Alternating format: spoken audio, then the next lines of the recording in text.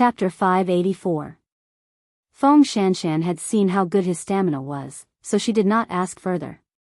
"It's in my pocket." "Get the key yourself," Tang Yen said to Feng Shanshan as he drove. Feng Shanshan glanced at his lower body. Although she blushed, she did not hesitate and put her hand into his pocket. "The medicine box is in the drawer in the bedroom. Get the medicine yourself." "Got it." When she finished speaking, Tang Yen stopped the car by the roadside. They had reached a safe place.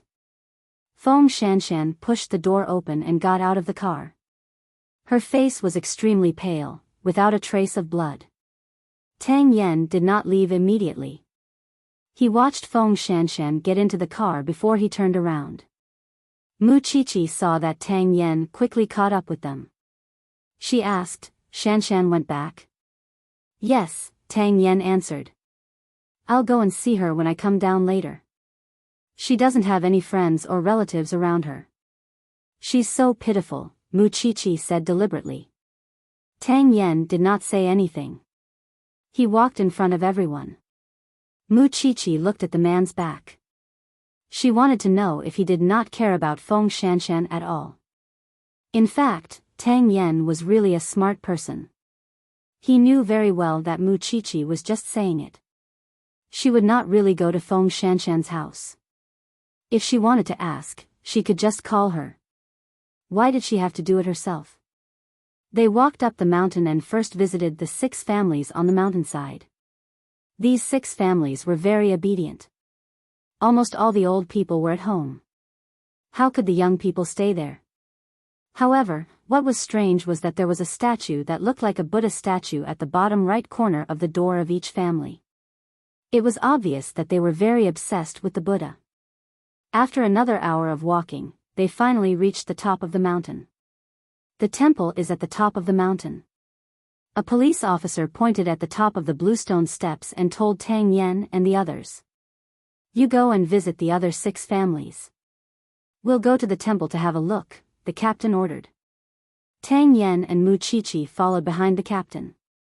However, the closer they got to the temple, the more Mu Qiqi felt creeped out. It was because the murals on the walls of the temple were the tattoos on the bodies of the 2 deceased. She walked further into the temple. There were a few Buddha statues inside. They did not seem different, but Mu Qiqi found it strange. Very strange.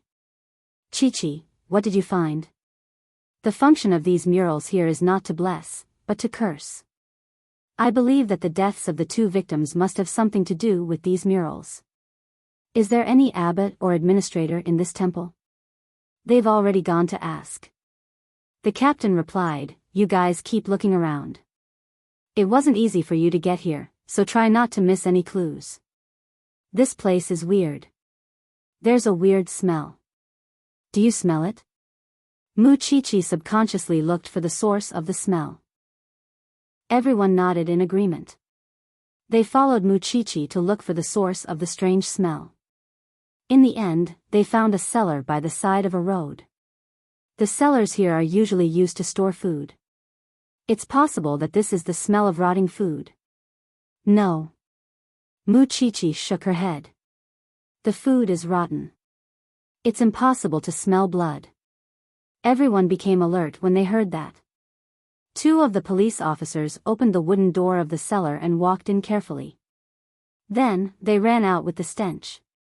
It might be the scene of dismemberment. There are broken bones and some body parts. Now, the police were all busy.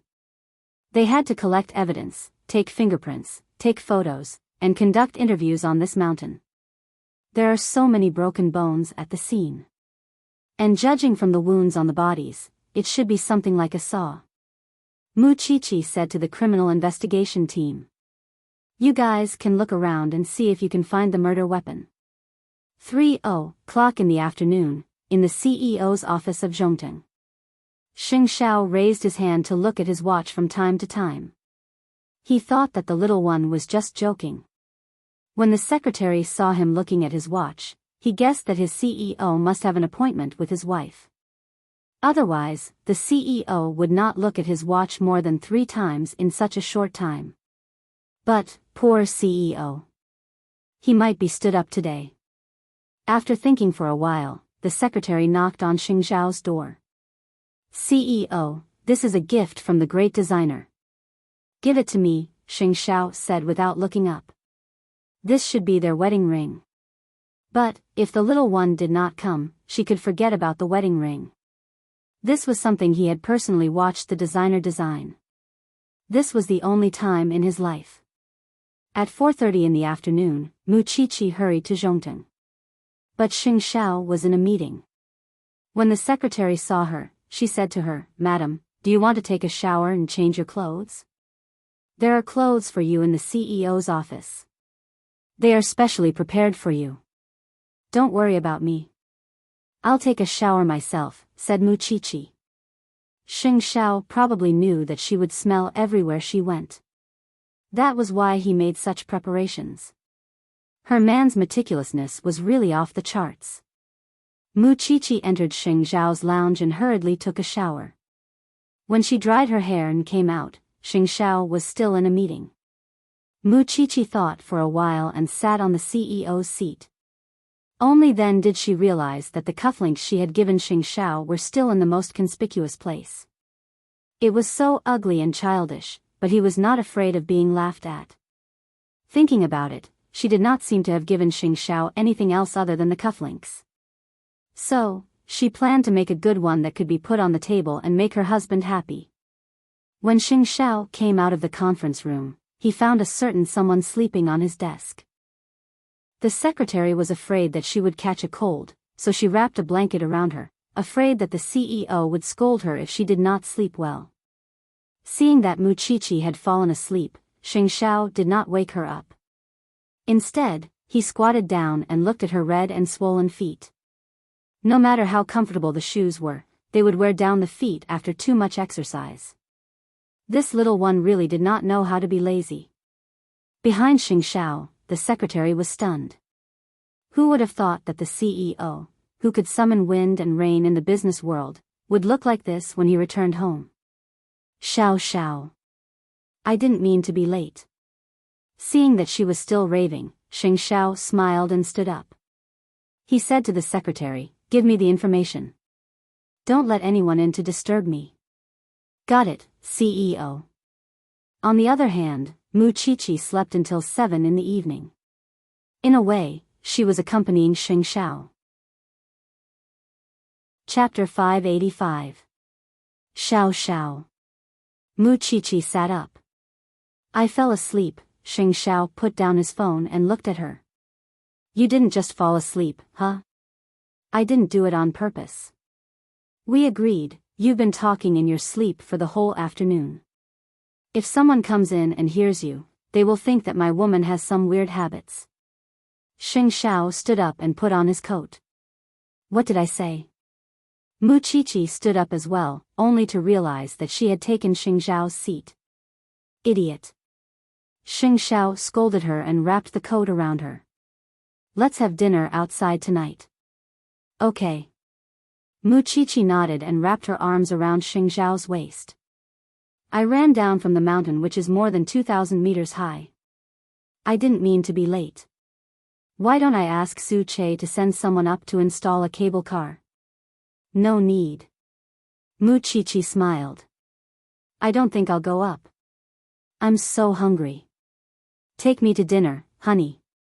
"Really?" "Yes." Mu Qiqi did not know whether to laugh or cry. Although she knew that her man was rich, he should not play like this. At the same time, Tang Yen rang the doorbell at home. But no one answered the door. After a while, Tang Yen saw the note on the door.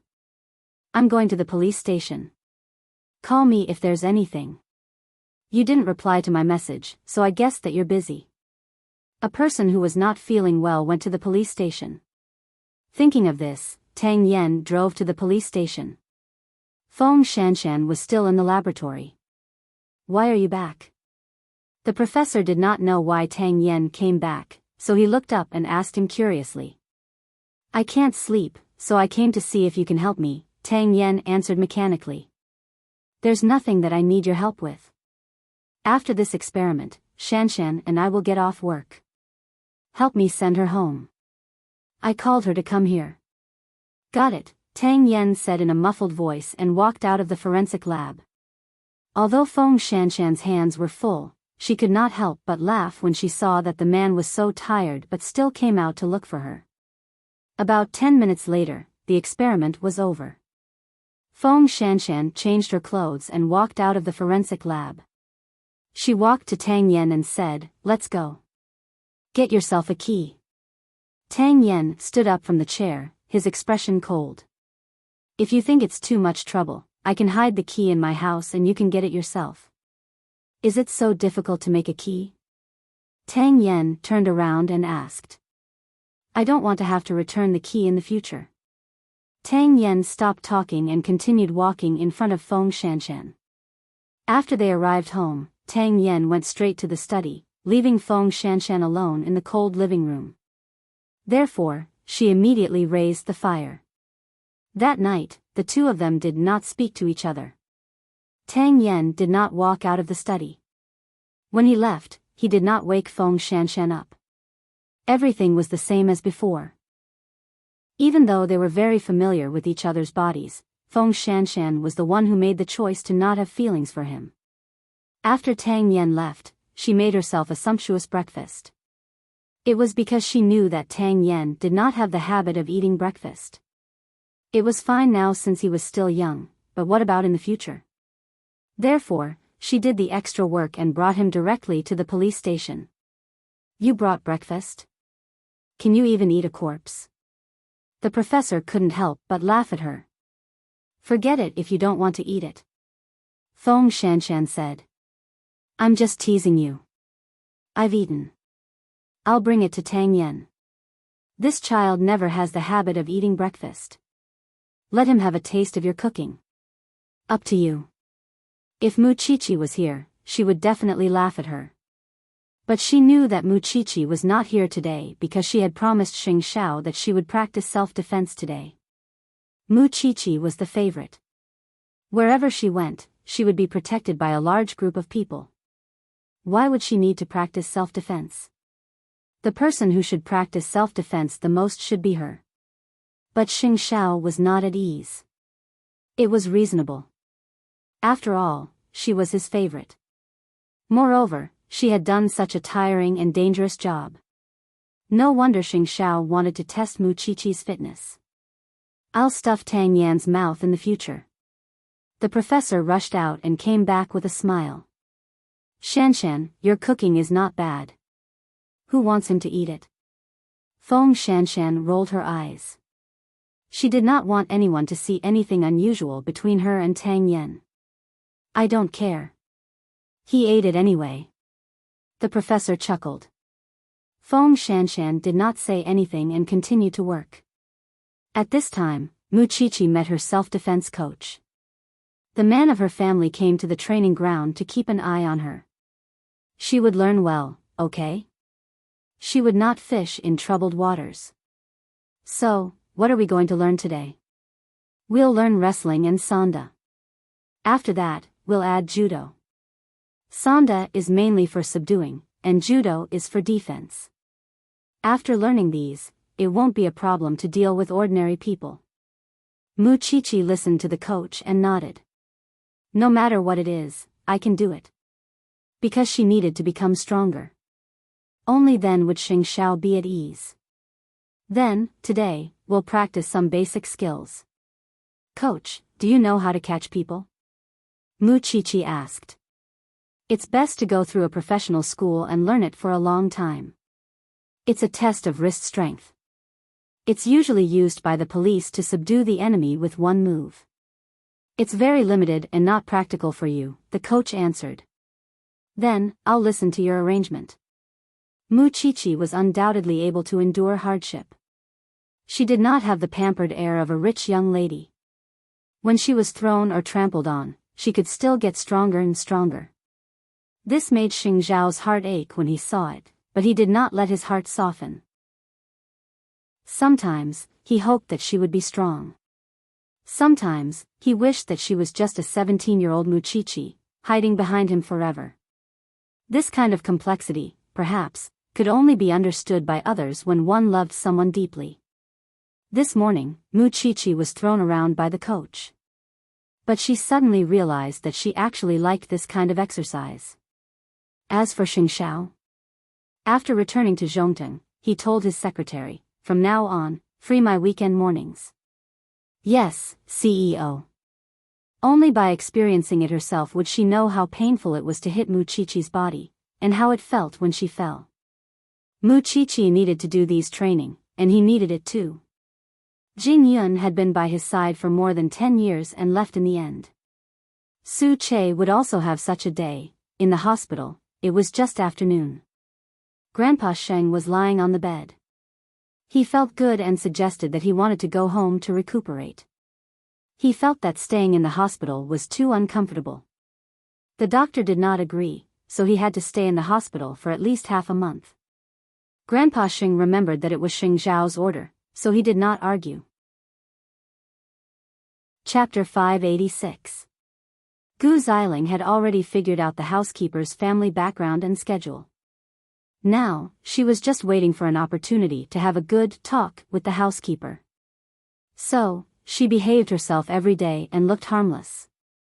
But the more she behaved like this, the more Hu Ran suspected that she and Xing Kai were planning a bigger conspiracy.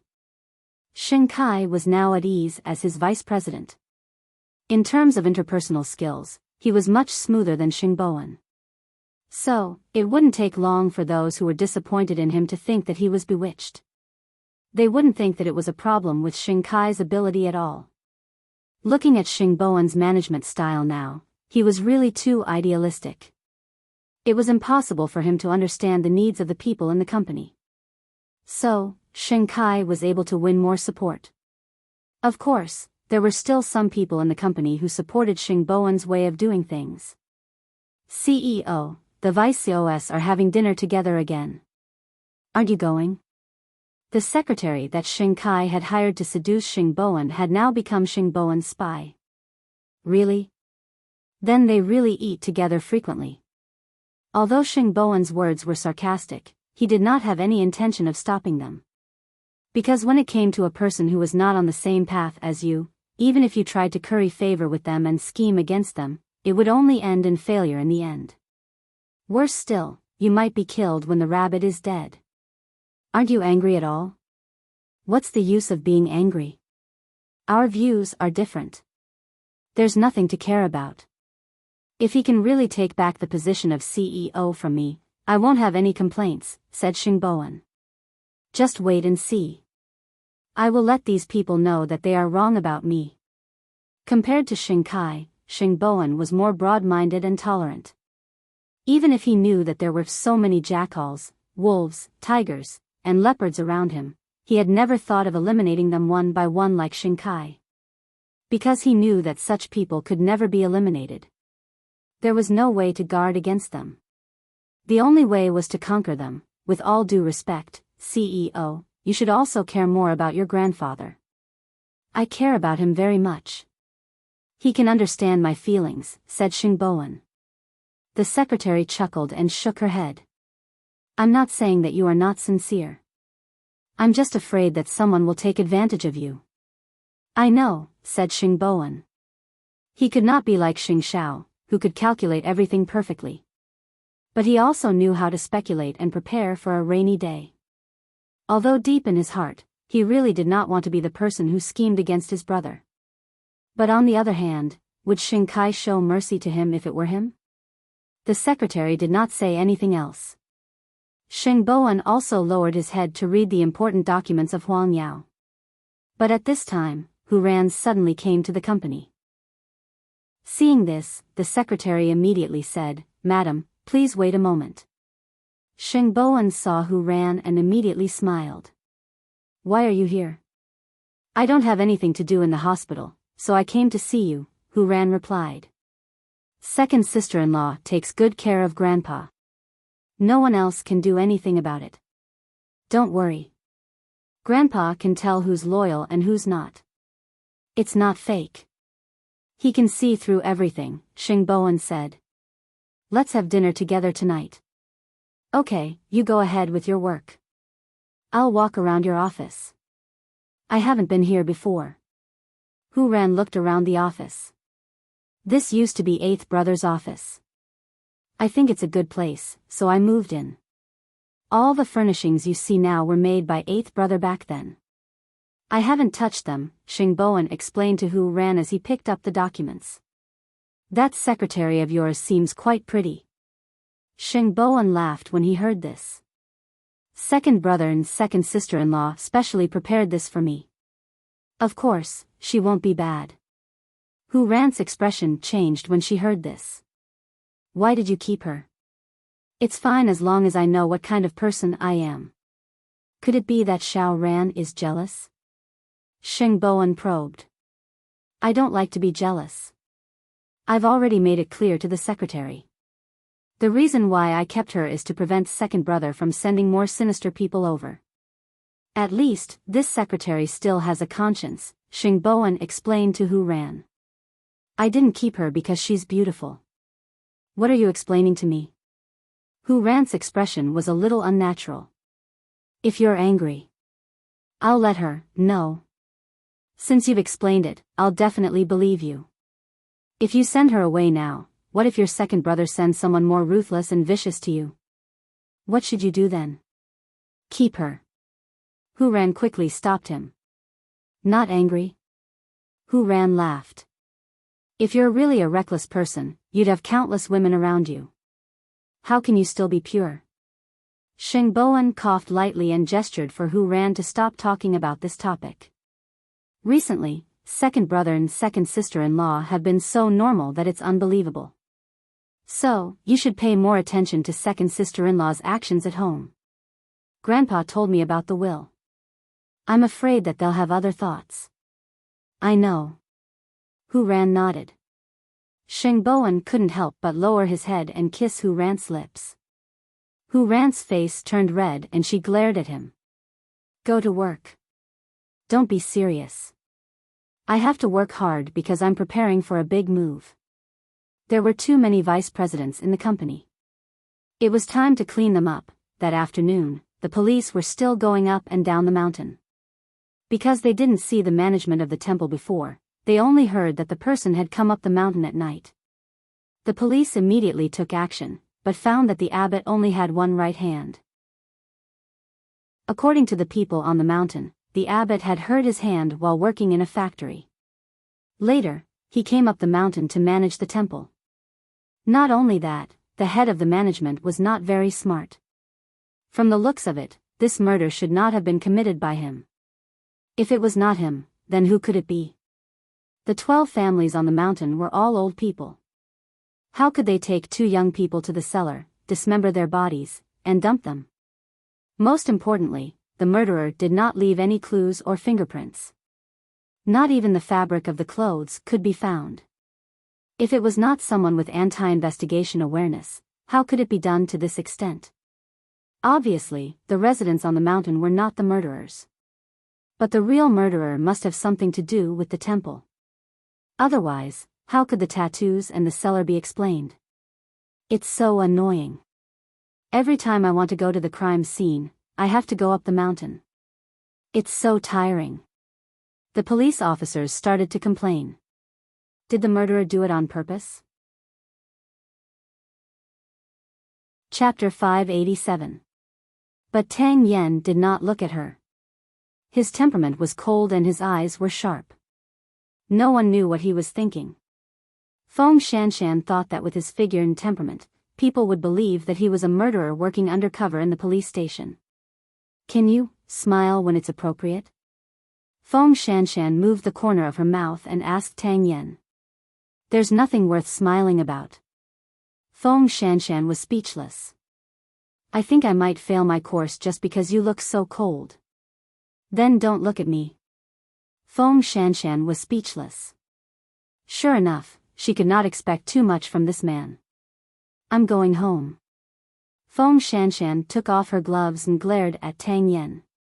You still want to stay here, right? Tang Yen looked at her and paused for a moment before saying, there are many things to do in the police station. I understand.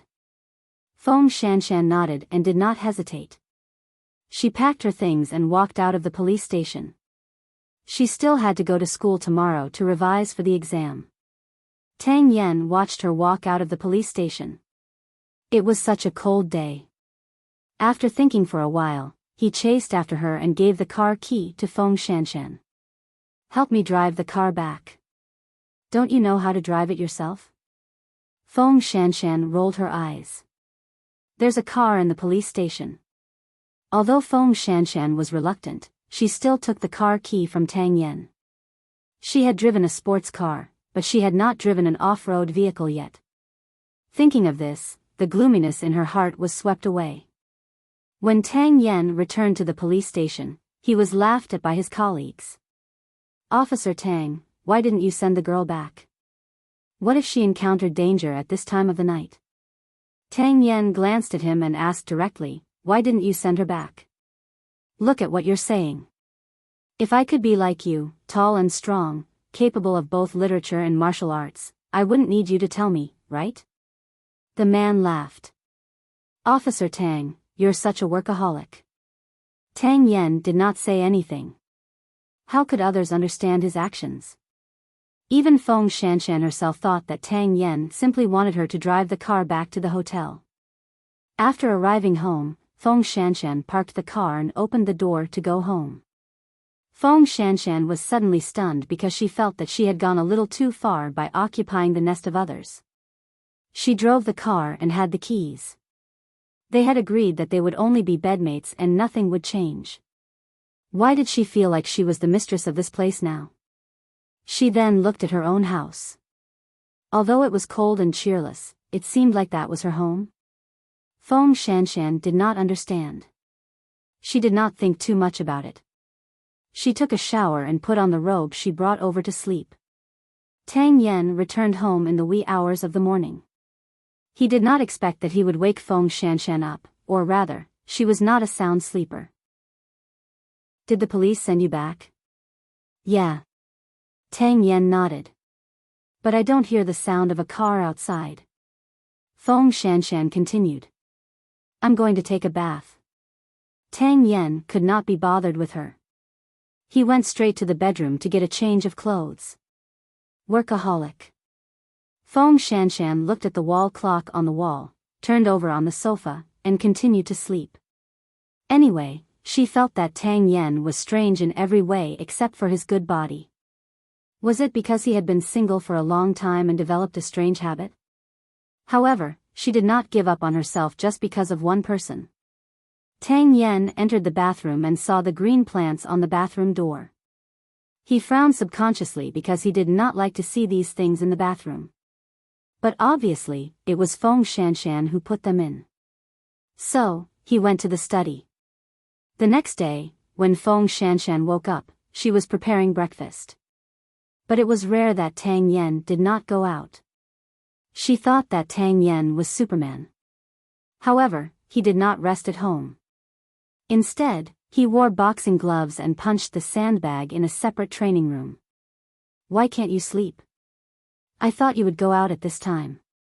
Tang Yen ignored her and continued to practice. Feng Shanshan looked at Tang Yan's smooth back and saw crystal beads of sweat sliding down his body. At that moment, she felt hot all over. Damn it, she had an urge. "I'll go out soon." To prevent herself from drooling at the man, Feng Shanshan quickly turned around. "I made breakfast for you on the table.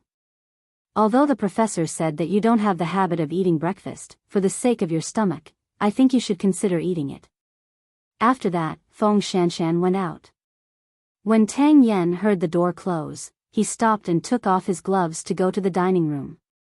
Looking at the breakfast on the dining table, he sat down, picked up the milk, and took a sip. However, after just one sip, he spat it out. But at this moment, Feng Shanshan came back. Because she did not bring the documents. Seeing Tang Yen vomiting on the floor, she frowned and walked over, but Tang Yen stopped her. "Why are you still here? What's wrong?" Feng Shanshan asked. "I'm sure I didn't poison it. Or are you lactose intolerant? But even if you're not tolerant, you can't just eat it and spit it out, right? It's none of your business, Tang Yen said calmly. I'm just allergic to certain things. Feng Shanshan was speechless. But I saw you drink milk in the afternoon. So, I think you have a phobia about breakfast. Feng Shanshan glared at him. Is that why you don't eat breakfast? Mind your own business. After saying these words, Tang Yen went to the bedroom. Feng Shanshan crossed her arms and was a little unhappy. Hey, at least wipe the floor before you go, right? This person was definitely traumatized. Feng Shanshan was almost sure that he vomited the breakfast that the professor stuffed into his mouth yesterday. Although she complained, Feng Shanshan still wiped the floor before leaving the house. Living under the same roof as a weirdo, would he be infected as well? Feng Shanshan did not think too much. She only knew that the exam was coming. Although Mu Chichi did not want to fight for first place, she still wanted to see who was better between her and Mu Chichi. After a while, Tang Yen came out of the room. When he saw the sandwich that Feng Shanshan had made, he did not take another bite and put it in the fridge. He had tried, but, after so many years, he still could not accept it. It was the second class in the morning in Enchanting University. Feng Shanshan was sitting in the classroom absent-mindedly. When she saw Mu Chichi enter the classroom, she asked her, "Chi, let me ask you. What kind of trauma does a person have to go through to make him hate eating breakfast and even vomit his stomach out after eating it?" "Who are you talking about?" Mu Chichi asked a nosy question. "Who else can it be?" "That person with low EQ," Feng Shanshan pouted. "You guys." Chapter 588. I think that if Officer Tang's condition is so serious that he's going to throw up after eating, then this incident must have hurt him a lot.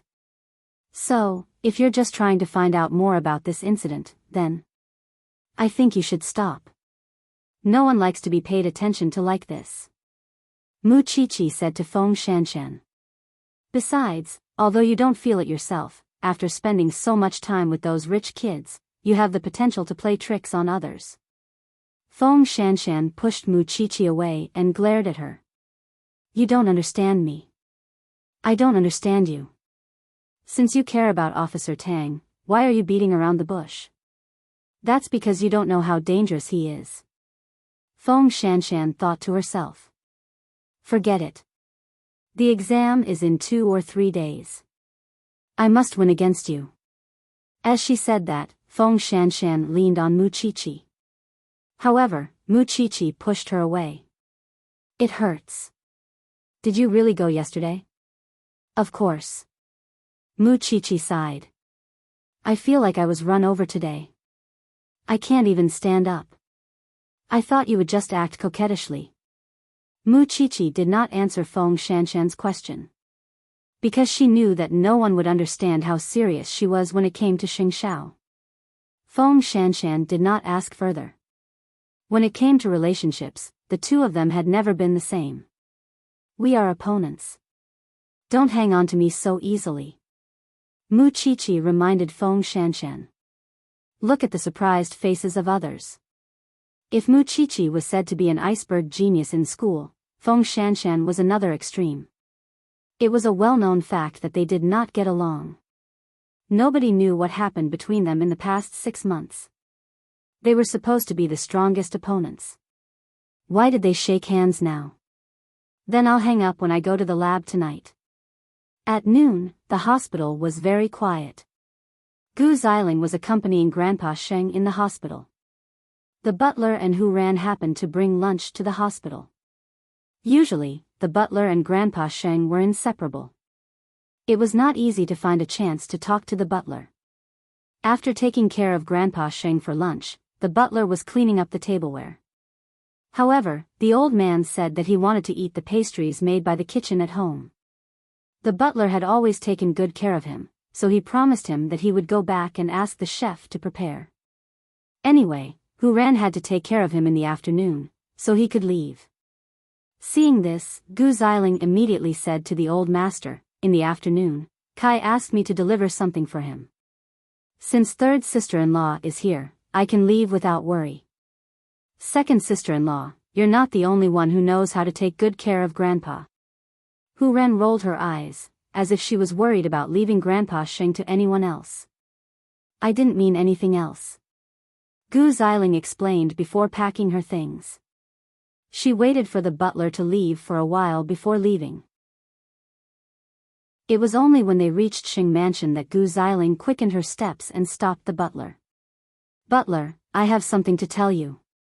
What does second young mistress want to say to me? Why didn't you say so when master was here just now? The butler asked. I don't mean any harm. I've heard about your son. I know a very good lawyer who might be able to help you. This is his business card. As long as you tell him that you're my friend, he will help you. The butler took the business card from Gu Xiling. His expression changed.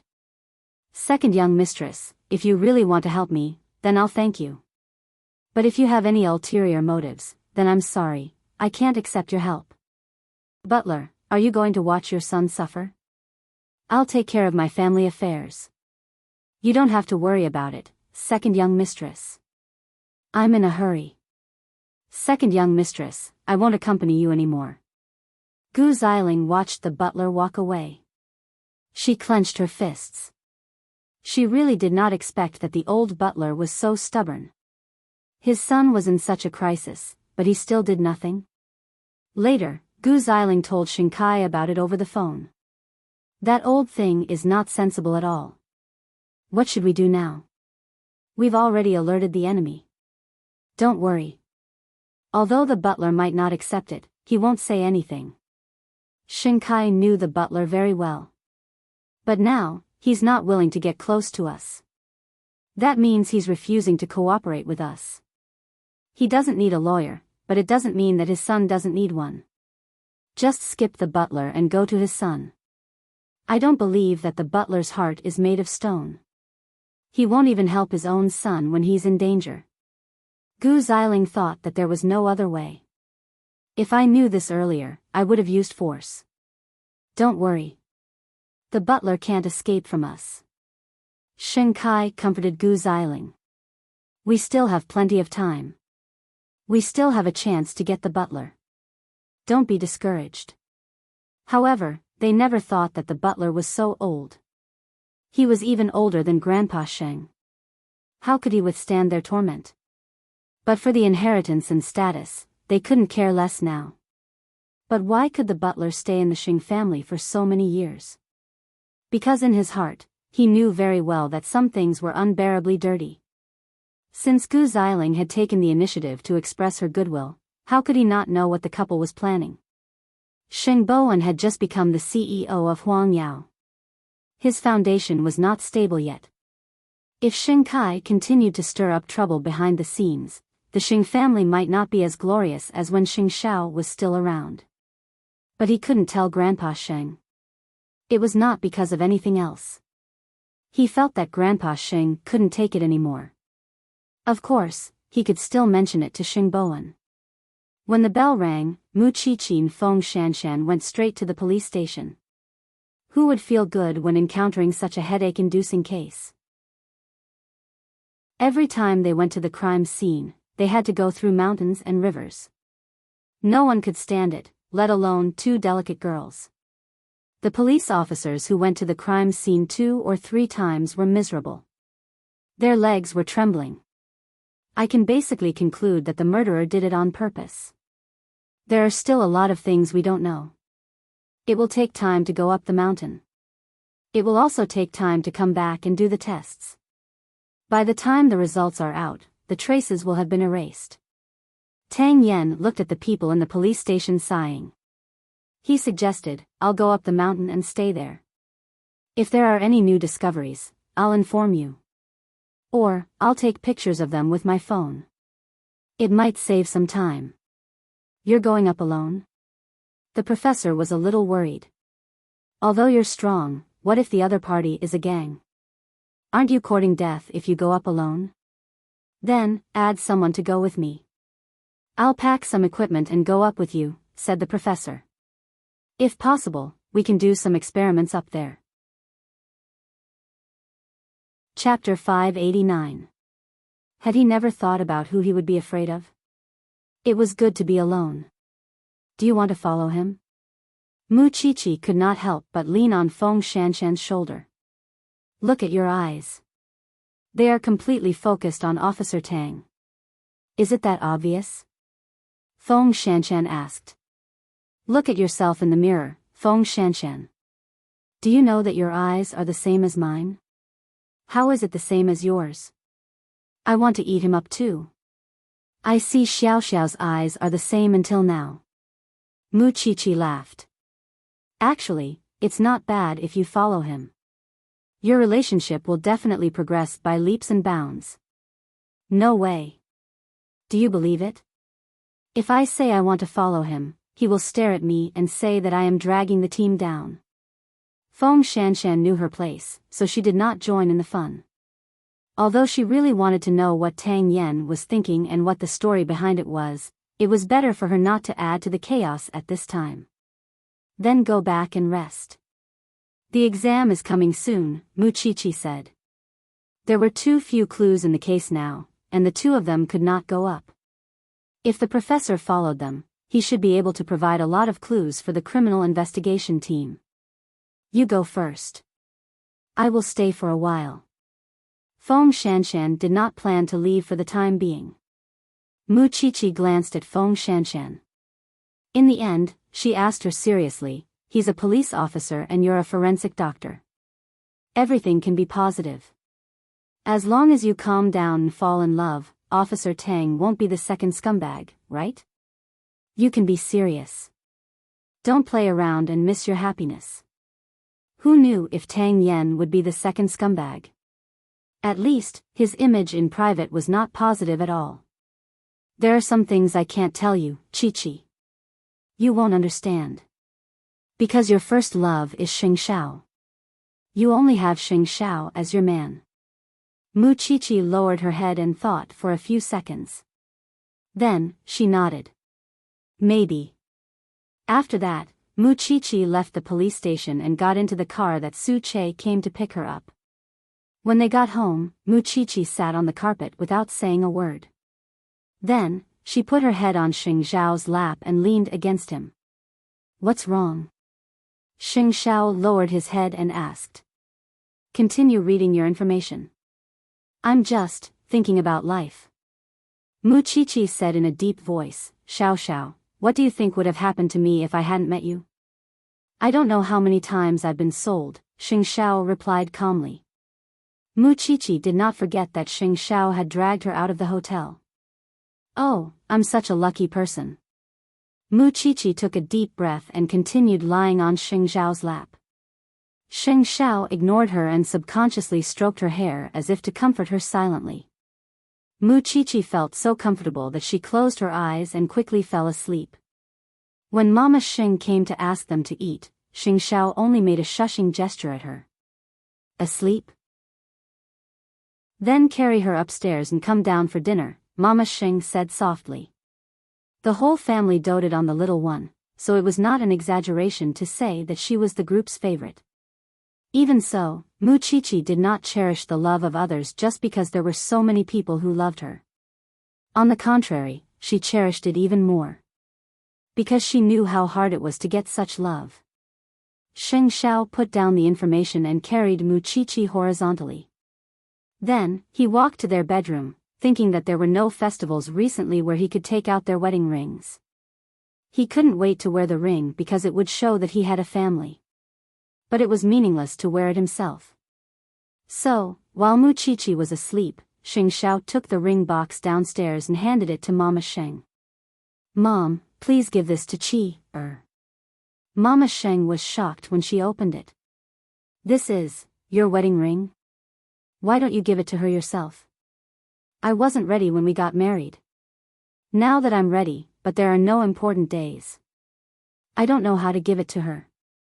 Just tell her that you and Dad prepared it for us. It will make her happier and more meaningful. Mama Xing frowned. She always felt that her son was not such a roundabout person. What do you want? Just say it. I also want her to coax me. When Xing Xiao said this, his tone was very light. It sounded like a joke. But Mama Xing knew that in her son's heart, he also hoped that Xiao Qi would play tricks on him and make their life more romantic. Understanding what her son meant, Mama Xing chuckled. That's it. I'll give it to her for you. Won't your conscience hurt if you take something you made and let Qi coax you to make you happy? I want to have a sense of ceremony.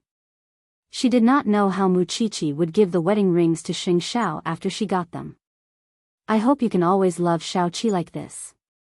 Xing Xiao raised his eyebrows. Was there a need to doubt it? He had never regretted the woman he chose. He loved her more every day. That little thing was his for the rest of her life. No one could take her away, not even the king of hell. On the other hand, Tang Yen went up the mountain. That night, Feng Shanshan was the only one at home. What Mu Qiqi said to her last night lingered in her mind. But she knew very well that she did not have the confidence to keep Tang Yen by relying on true love and feelings. The danger level of this man was comparable to that of a typhoon. But she did not know that Tang Yen was determined to have her. Late at night, it started raining on the mountain again. Because the residents on the mountain couldn't accommodate the people from the police station, the people from the police station temporarily rested in the temple. They started a fire and a group of people gathered around it to keep warm. When it rains, there will be less evidence in the cellar, said the professor. It's really troublesome. We still haven't found the exact identity of the couple's bodies. I wonder if the screening is over. It's over. Tang Yen hung up the phone and said to the professor, the couple are unemployed people from this city. They are both 28 years old. The man's name is Chen Xiao and the woman's name is Xiao Yu. They are childhood sweethearts. They have been missing for a week. Because they usually go out to play, no one at home reported them. It was not until this afternoon when Xiao Yu's mother couldn't get through to her phone that she went to the police station. It's easier now that we know the identities of the victims. The professor sighed. The tattoos on their bodies, the temple, and the cellar all hide a lot of secrets. Now, it's up to you young people to dig them out. Uncle, I'll send you down, said Tang Yen. The forensics laboratory needs you more. You're willing to go down? The professor was surprised. I thought you would stay up there until the case is solved. The clues are all down there. Chapter 590. Not long after Feng Shanshan returned home, she received a call from the police station, saying that the pair of B***Chis who had injured her had been found. After squandering the cash they had taken from her, they had nowhere to go, so they found a new target. However, they were not so lucky this time and were sent directly to the police station. Feng Shanshan thought that she did not need to waste her time on these two rascals. But after thinking about it, why should she? They ate her food, lived in her place, robbed her money, and injured her head. Why should she let them live a good life? So, Feng Shanshan went to the police station. When Tang Yen went down the hill, he went straight home. But no one answered the doorbell after he rang it for a long time. So, Tang Yen took out his phone and called Feng Shanshan. Where are you? I'm at the police station. It's 3:00 in the morning. Are you at the police station? Tang Yen frowned. It's not about the case. It's a private matter. The two B***Chis have been found, Feng Shanshan replied. Tang Yen did not say anything else. He did not have the key to the door, so he could only go to the police station. At this moment, the two B***Chis were kneeling on the ground, kowtowing to Feng Shanshan and apologizing. Shanshan, please let us go. We were just confused. Shanshan, I've been with you for so long. Please don't sue us. I don't want to go to jail. Please, I beg you. If a stranger broke into my house and robbed me, I might not hate him so much. But I've given my heart to you. Since you betrayed me, I won't let you go. Otherwise, what would I become? Feng Shanshan asked the two. Shanshan, aren't you fine? That's because I'm tough. Feng Shanshan rolled her eyes. Shanshan, I apologize to you. Really? My grandmother is critically ill at home. I had no choice. If you don't believe me, look at the notice in my phone. Feng Shanshan calmed down and looked at her friend. When she was about to say something, Tang Yen arrived at the police station. Haven't you settled the matter? Feng Shanshan turned around and looked at the man. She frowned. I'm sleepy too. But these two keep wasting my time. Go out and wait, Tang Yen said to Feng Shanshan. The car is not locked. Listening to his words, did this man mean to help her deal with it? Thinking of this, Feng Shanshan slipped away quickly. She couldn't ask for more help. So, this time, she listened to Tang Yen. She walked out of the police station and opened the door of Tang Yan's SUV. When the two of them saw Tang Yen, they immediately panicked. Tang Yan's height gave them an oppressive feeling. In addition to his muscles, the two bastards were sweating profusely. Detective Tang, how should we deal with these two people? The police asked Tang Yen. Everyone in the team was busy with the dismemberment case, and they still had to deal with these two cheese. They were very impatient. You guys are unlucky, Tang Yen said to the two cheese. Officer. My grandma is really sick, that's why what does your grandma's critical condition have to do with me? Tang Yen retorted with a different kind of anger. Even the members of the police team felt that Officer Tang was exceptionally cold today. No. You. Police, shouldn't you sympathize with ordinary citizens like us? I was born without a heart. Especially to criminals. Then, Tang Yen said to the police, charge them with robbery and intentional assault. Charge them with public prosecution. Okay. The police officer nodded. Tang Yen was good at psychological profiling, but everyone knew that he was also good at other aspects. He could fight and resist, and his mind was terrifyingly calm. So, there was a rumor that Tang Yen was here to replace the captain of the criminal investigation team because the current captain was going to be transferred away. Because of this premise, the members of the police team obeyed his orders. Feng Shanshan's good friend saw Tang Yen defending Feng Shanshan, so she asked, your relationship with Feng Shanshan must be unusual. Otherwise, you wouldn't have helped her vent her anger. It's none of your business. She's a whore who's willing to be a husband to anyone. She slept with a second-generation rich boyfriend and even had an abortion. Take her away. Tang Yan's voice was cold. Then, he left the police station and returned to the car. Is it settled? Feng Shanshan saw the cold expression on Tang Yan's face. She knew that the two men would not end well. The cold Hades must be very tired. But the key was with her, and she was at the police station. Tang Yen could only help her settle the matter quickly before he could go home and sleep. Of course, Feng Shanshan would not know what her friend had said to Tang Yen just now. Tang Yen did not answer her. He quickly drove off. Feng Shanshan saw that his face was really bad, so she kept quiet. After a while, they arrived home. Feng Shanshan saw the sofa and laid down on it. Anyway, the cold Hades would go back to his study. They must be living together with the strangest relationship. Tang Yen stood in the living room and stared at Feng Shanshan's back. After a while, he bent down to carry Feng Shanshan and strode into the bedroom. What are you doing? It's midnight. Tang Yan's face was very close. Feng Shanshan's heart raced. She had no idea what he was going to do. But Tang Yen did not say anything. After he put her down, he turned and left the bedroom. You're too strange. Feng Shanshan lay on the bed. She felt comfortable. She was too lazy to move and fell asleep on the bed. You know that some people are hell, an abyss, a moth flying into the fire, but you can't do anything to them. The next morning, Mu Chichi woke up early and went downstairs. She saw Mama Xing preparing breakfast.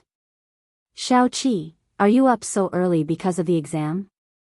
Mu Qiqi nodded. It's because of the exam. That's why the perverted teachers asked me to go to school early. Thinking of the ring Xing Xiao gave her yesterday, Mama Xing took it out from the room when there was no one else in the house. This is for you. Mu Qiqi took it and saw 2 rings. She was shocked. Mom, this is the wedding ring for you and 8th brother. Take it as a token of our appreciation. Find a chance to give it to 8th brother. Don't be so nice to me. Mu Qiqi almost cried. Silly child, keep it well. Mama Xing smiled happily. Give 8th brother a big surprise. Mu Qiqi looked at the diamond rings carefully. They were so meticulous, so exquisite, and full of emotion. They were objects that were watered with love. They did not look like gifts that a mother-in-law prepared for her daughter-in-law and son. What's wrong? Chapter 591. Although Mu Qiqi was easily immersed in happiness, it did not mean that she was a little cutie who did not know how to think. How could her man not know such an important thing? She did not believe it. But since Mama Xing had given it to her, fine. She would pretend that she did not know.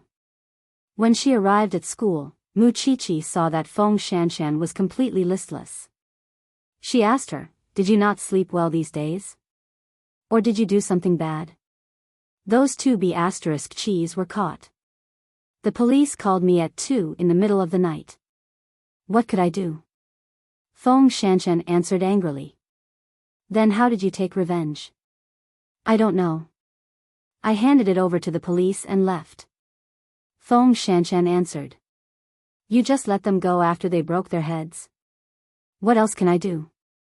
I can't call them back. Feng Shanshan pointed at the podium with her chin. The teacher is here. Let's listen. In the morning, in the noble ward of the hospital. The butler had received 3 calls in the short hour he stayed in the hospital. This made Grandpa Xing look at him suspiciously. Something happened at home? Yes, master. Something happened to my son. Then go back and solve it. Xiling and Hu Ran are here. There are others who can take care of me. You don't have to do everything yourself. After listening to the old man's words, the butler smiled and said, Then I'll go home in peace. Go. You are not bored staying in the hospital all day.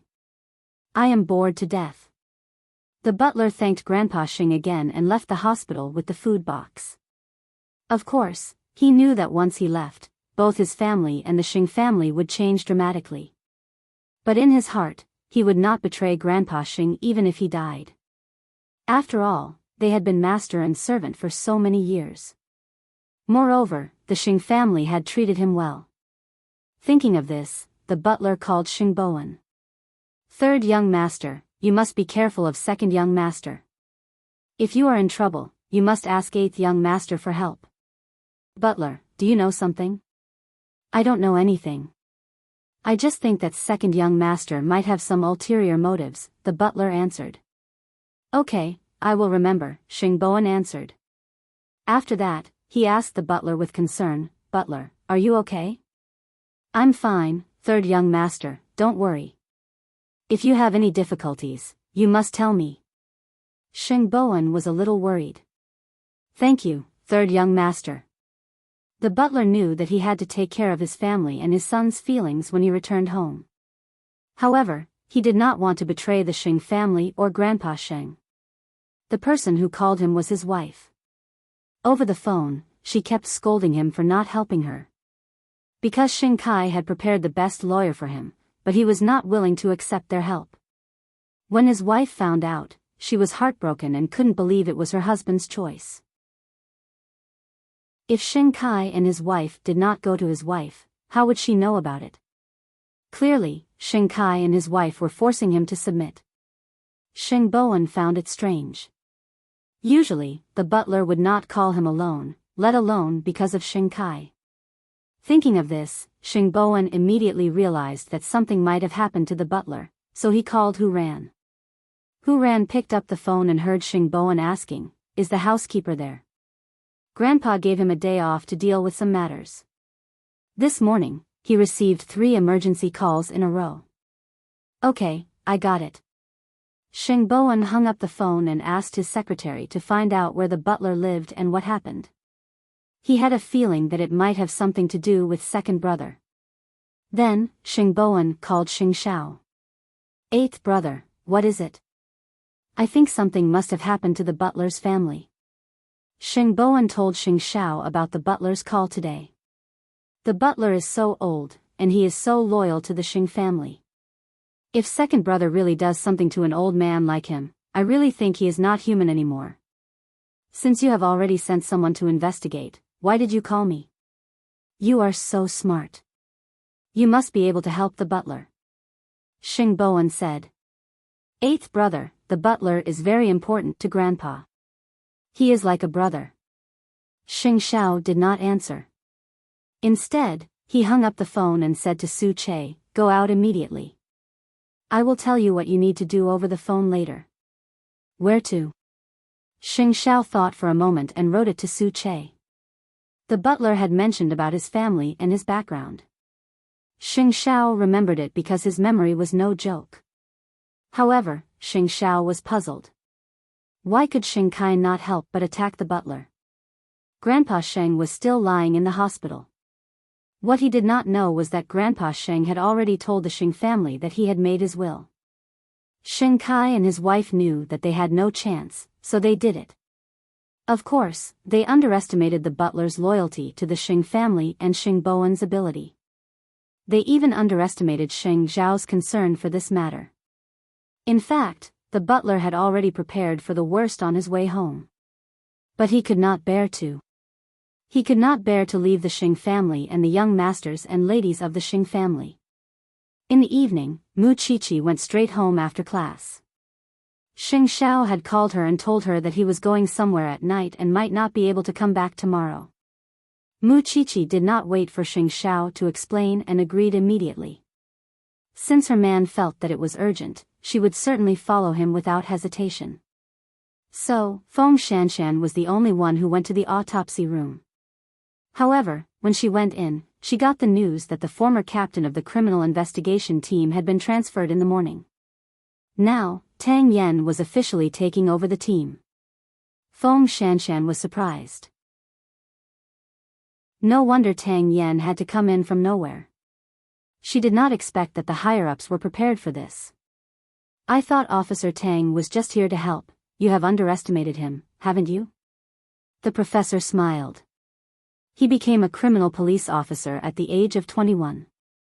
It has been almost 7 years now. Do you think he is not capable of leading the team? I don't mean that. I just don't see it. Feng Shanshan scratched her nose awkwardly. That cold-faced Yama did not tell me his real age. You are giving people random nicknames again. The professor was speechless. Since he is the captain, can't you give him some face in the future? Feng Shanshan coughed softly. Was she not giving Tang Yan face? Chapter 592. I'll pack my things and go out with you. The professor naturally accepted the task. After all, he had to support his nephew. However, Tang Yan did not answer. Instead, he looked at Feng Shanshan. Are you talking about me? Feng Shanshan pointed at her nose and asked. What else? I'm just an assistant. I'm not an official forensic doctor yet. Cut the crap. Hurry up. Tang Yan walked out of the autopsy room. Does this count as a new official making 3 changes? Feng Shanshan was a little unconvinced. The professor could not help but laugh when he heard this. Since he asked you to go, he must have his reasons. He won't take revenge on you. Really? Feng Shanshan was doubtful. Of course, her suspicion was very correct. For example, Tang Yan's punishment for the 2B** cheese last night was very heavy. Feng Shanshan did not think too much about it. She simply packed up her things and followed Tang Yen after a while. Just the two of us? When she saw that Tang Yen did not bring anyone with him, Feng Shanshan could not help but look at him curiously. There are forensic doctors in the station and the professor is also here. Why do you want to bring a half-baked doctor like me? Although I don't want to admit it, in terms of professionalism, I'm not even as good as Muchichi. There's no need for an autopsy. I'm just going to see Xiao Yu's mother. After that, today's task will be considered completed. Tang Yen walked in front and gave Feng Shanshan an explanation. It's on the way. Get the key. I said, I'm not worthy, Feng Shanshan said stubbornly. Before she got the key, she still had someone to look for. If she got the key, even if she and Tang Yen lived under the same roof, they would not have much interaction. They were clearly living together. She did not want herself to think that she was living with a ghost. Give me a reason. If I don't get the key, I still have someone to look for. If I get the key, you'll be appearing and disappearing all day. I'll feel very uncomfortable. After hearing this, Tang Yen did not say anything else. Instead, he brought her directly to Xiao Yu's house. However, as a woman, Feng Shanshan felt gloomy the moment she entered Xiao Yu's house. I can see that her mother is also a very superstitious person. There is a very strong sandalwood smell in the house. Tang Yen glanced at Feng Shanshan and told her, Xiao Yu's grandfather went to the temple to cultivate in his later years. He had a great influence on the family. So, Xiao Yu and her mother believed in Buddha since they were young. Xiao Yu's father hated the fact that his entire family had gone berserk, so when Xiao Yu was 7 years old, he abandoned them and went out to roam the world alone. I haven't heard from him in the past few years. Xiao Yu's death is related to her father. Tang Yen did not say it out loud because the two of them had already entered Xiao Yu's living room. Feng Shanshan and Tang Yen looked at each other when they saw the furnishings inside that looked like a Buddhist hall. Madam Xiao, there's something I want to discuss with you. Officer Tang, please speak. The woman sat on the sofa and covered her face as she wept. Because Tang Yen had been there once, Xiao Yu's mother had a deep impression of him. I don't know if you have seen this pattern before. Tang Yen showed the tattoo on Xiao Yu's body to Xiao Yu's mother. Xiao Yu's mother's face changed when she saw it. Officer Tang, why are you asking me this? Because your daughter has this pattern on her body. Xiao Yu's mother was stunned and cried even harder. I didn't know that Xiao Yu hated me so much. She hated me as a mother. Can you explain it in detail? It's all because of her and Chen Xiao. Because we have always believed in Buddha, it caused the neighbors to criticize us. So, the Chen family looked down on Xiao Yu and wanted to separate her and Chen Xiao. Xiao Yu's mother explained, she argued with me and wanted to live a normal life, but I didn't agree. I didn't expect that she would choose such an extreme method to protest against me. This talisman is used to curse people. It's a curse that makes people unable to reincarnate forever. What did you talk about the last time you met your daughter? Tang Yen continued to ask. She told me that she and Chen Xiao were going to a faraway place to play for a long time. I thought that they were just like usual, so I didn't pay much attention to it, Xiao Yu's mother answered. Do you know the temple on the mountain? Xiao Yu's mother shook her head. Sorry to disturb you today. Tang Yen did not want to ask more questions, so he stood up from the chair. Feng Shanshan also stood up with him. I'll send you off. After walking out of the Xiao family, Feng Shanshan hugged her shoulders tightly because she felt extremely gloomy. If Tang Yen was not by her side, she would not dare to come to such a place. It was no wonder that the Chen family objected to the two children's relationship. It was an abnormal family. What do you want to know by coming here? Their phones were not found, and we can't find out who the last person Xiao Yu and Chen Xiao saw was. Xiao Yu's mother looked very sad in front of us, but the tattoo on her daughter's body was obviously cursing someone or even her own mother. I don't believe that Xiao Yu's mother didn't see it or didn't know about it. Because of Chen Xiao, their relationship should be very tense. So, Xiao Yu's mother must be hiding a lot of things, Tang Yan answered. Feng Shanshan felt cold and could not help but shrink her neck. At this time, Tang Yan reached out and held her under his arm. Let's go back. Are you using your official position for personal gain? Feng Shanshan said uncomfortably. If you don't want to come out and learn, I'll find someone else next time. I didn't say that. Feng Shanshan immediately became obedient. Just like that, Tang Yan brought her out of the Xiao family.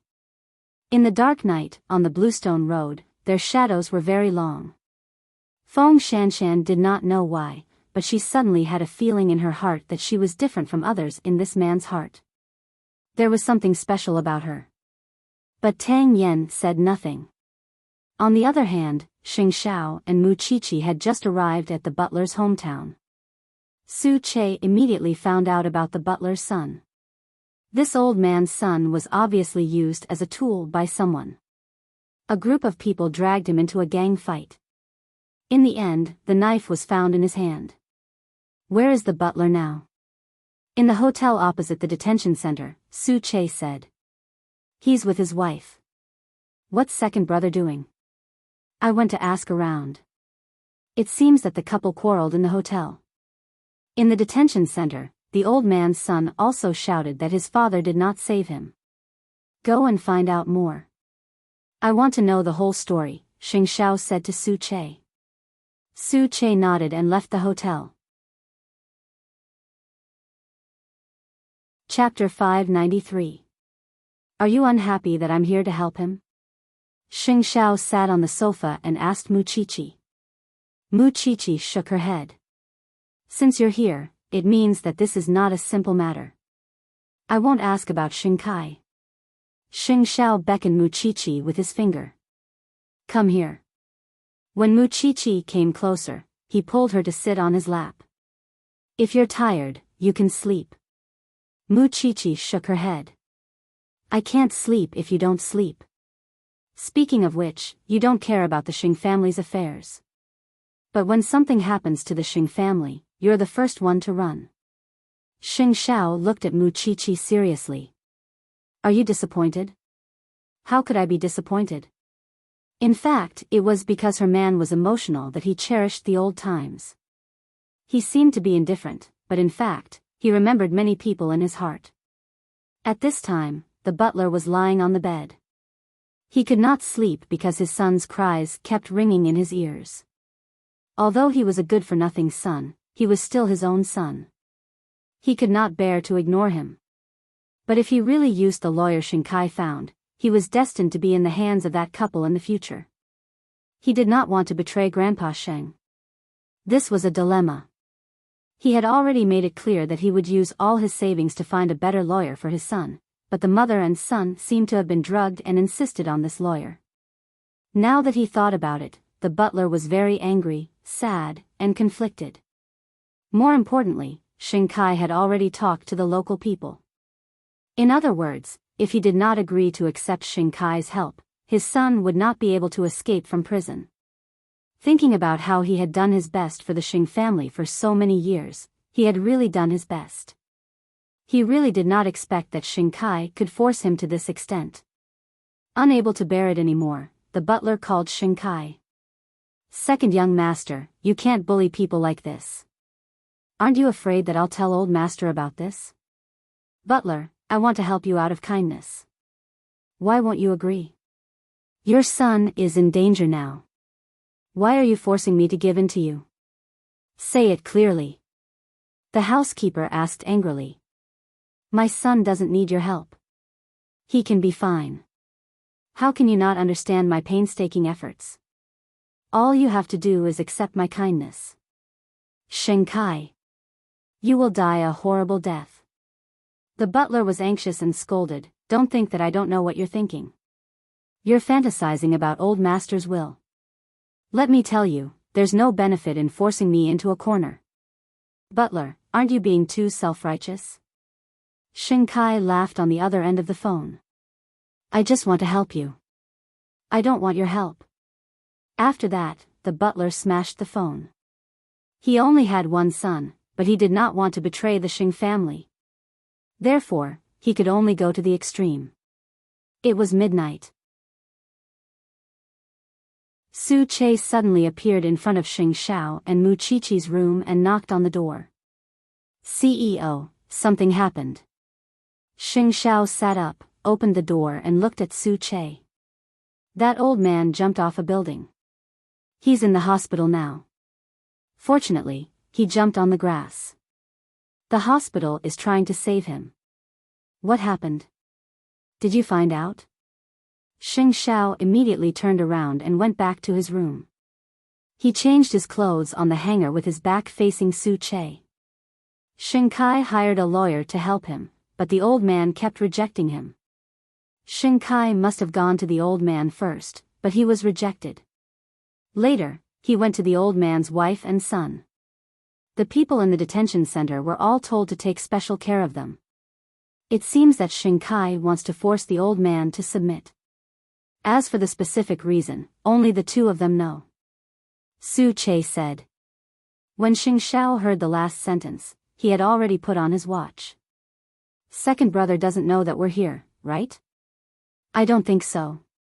If we didn't come, the butler would have been forced to his death, Xing Xiao said coldly. It seems that he doesn't want to stay in Jianchuan anymore. What should we do now? Go and greet the people in the detention center first. Suppress Xing Kai's men and let the police intervene in this matter fairly. The butler's son is innocent in the first place. He doesn't need a lawyer. Also, bring that lawyer here. I want to see him. I'll do it right away, said Su Che. What about the hospital? The butler's family is in the hospital. You don't have to worry. The butler's wife was probably scared out of her wits after he jumped off the building. She probably wouldn't cause trouble for him now. Then, Xing Kai, record everything that happened here. When we go back, let the Xing family appreciate it. Xing Xiao said coldly. I thought that second brother would restrain himself. I didn't expect him to become a demon. Then, we can only subdue the demon. I bet Xing Kai is panicking too. Because of this, it was possible for second brother to continue to harm the butler. After all, if the butler was still alive, then his secret would be exposed. As expected, when Gu Xiling heard about the butler jumping off the building, she was so scared that her legs went weak. After all, it was a human life. She had never thought of forcing the butler to that extent.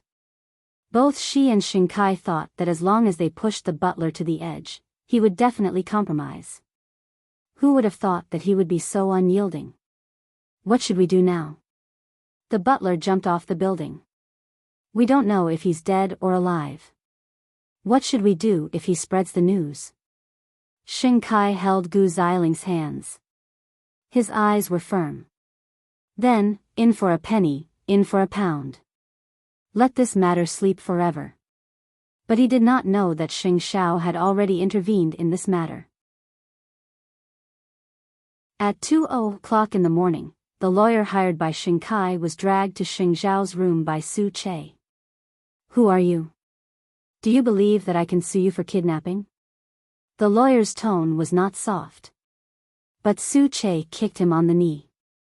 The man could not help but kneel on the ground.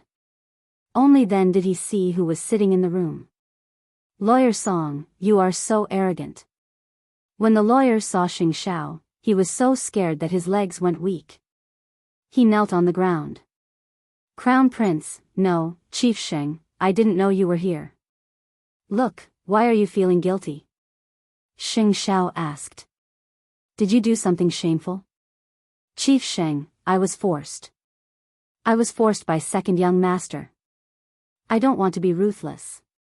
It seems that you have heard about the butler jumping off the building. Xing Xiao tidied his clothes and looked at the lawyer coldly.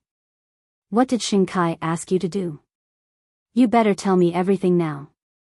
Otherwise, I can't guarantee that the next person to jump off the building will not be you. When the lawyer heard that, he broke out in cold sweat and trembled.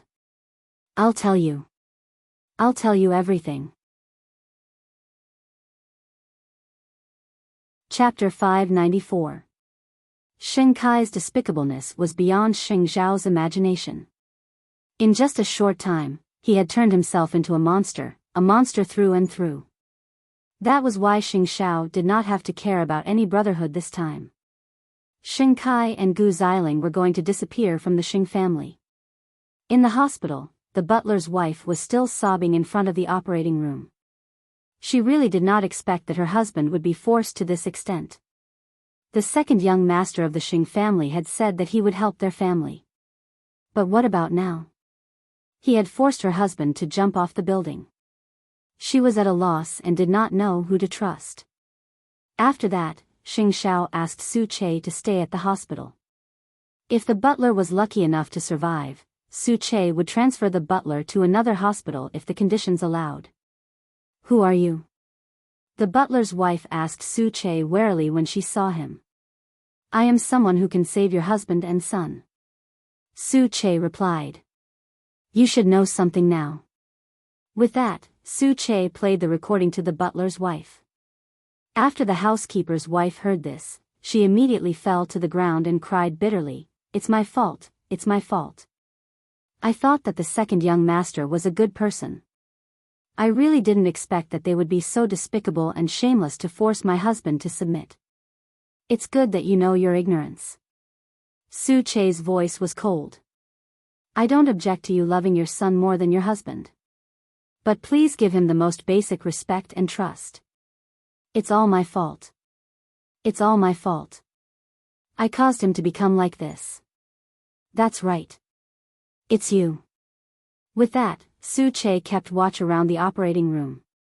He did not want Xing Kai's people to have any chance to get close to the butler. If Xing Kai had the ability to snatch the man from his hands, he would not need to be Xing Zhao's assistant anymore. Meanwhile, Xing Zhao woke up early the next morning and was ready to return to Jianchuan. So, everything is settled? Mu Qiqi asked as she helped him put on his coat. The butler jumped off the building and is still in danger. Su Che is keeping watch at the hospital. We don't have to waste time here. Let's go back and settle the score. Xing Zhao said calmly. Are you sure it's Xing Kai? For the sake of the old man's will, I wanted to start with the butler. But I didn't expect the butler to be so stubborn and unwilling to work for Xing Kai. So, I chose such an extreme way to end my own life. I don't want to be in a dilemma. Then about his son, Su Che has also gone to greet them. If that group of people still want their hats, then they must try the case impartially. They don't need any lawyers at all. Otherwise, Mu Qiqi nodded after hearing that. She did not expect so many things to happen in just one night. She had slept so soundly. In other words, we'll be watching Xing Kai's show when we get back, right? Mu Qiqi asked. Xing Zhao turned to look at her, and the corners of his mouth curled up slightly. There was a hint of mockery and danger in his smile. Xing Kai was probably in deep trouble this time. Still, there was no telling if Jianchuan would tolerate him in the end. Either way, the Xing family definitely would not. That morning, Mu Qiqi did not go to Xingting for class. Feng Shanshan saw the empty seat beside her and suddenly felt very lonely. It turned out that this was the value of the existence of an opponent. Without Mu Qiqi and Xingting, even classes would be meaningless. It would be better to follow Tang Yan out on the field. Thinking of Tang Yan, Feng Shanshan had to admit that she had underestimated this man's ability. She did not expect that he had been a criminal police officer for 7 years. In the past, he was so quiet and unlikable. She thought that he was just an ordinary police officer. She did not expect that he was here to be the captain. Feng Shanshan had to admit that Tang Yan's identity as the captain of the special task force was a plus in her heart. Because it represented a man's courage, ability to plan, and ability to coordinate. Not everyone could bear this identity. But no matter how outstanding he was just a bed partner. Moreover, since Tang Yan was so outstanding, there must be many women who liked him in the past. His skills were so good. He must have had countless girlfriends in the past. How could she be serious about such a dangerous man? At 4:00 in the afternoon, Tang Yen just returned to the police station because he had a major discovery. He found out that there was a person in Jianchuan who used to have a tattoo like this. The tattooist told Tang Yen that there was once a woman who learned the art of tattooing from him just to get this tattoo. A woman. He also asked the police to ask the residents on the hill if they had seen Mrs. Xiao.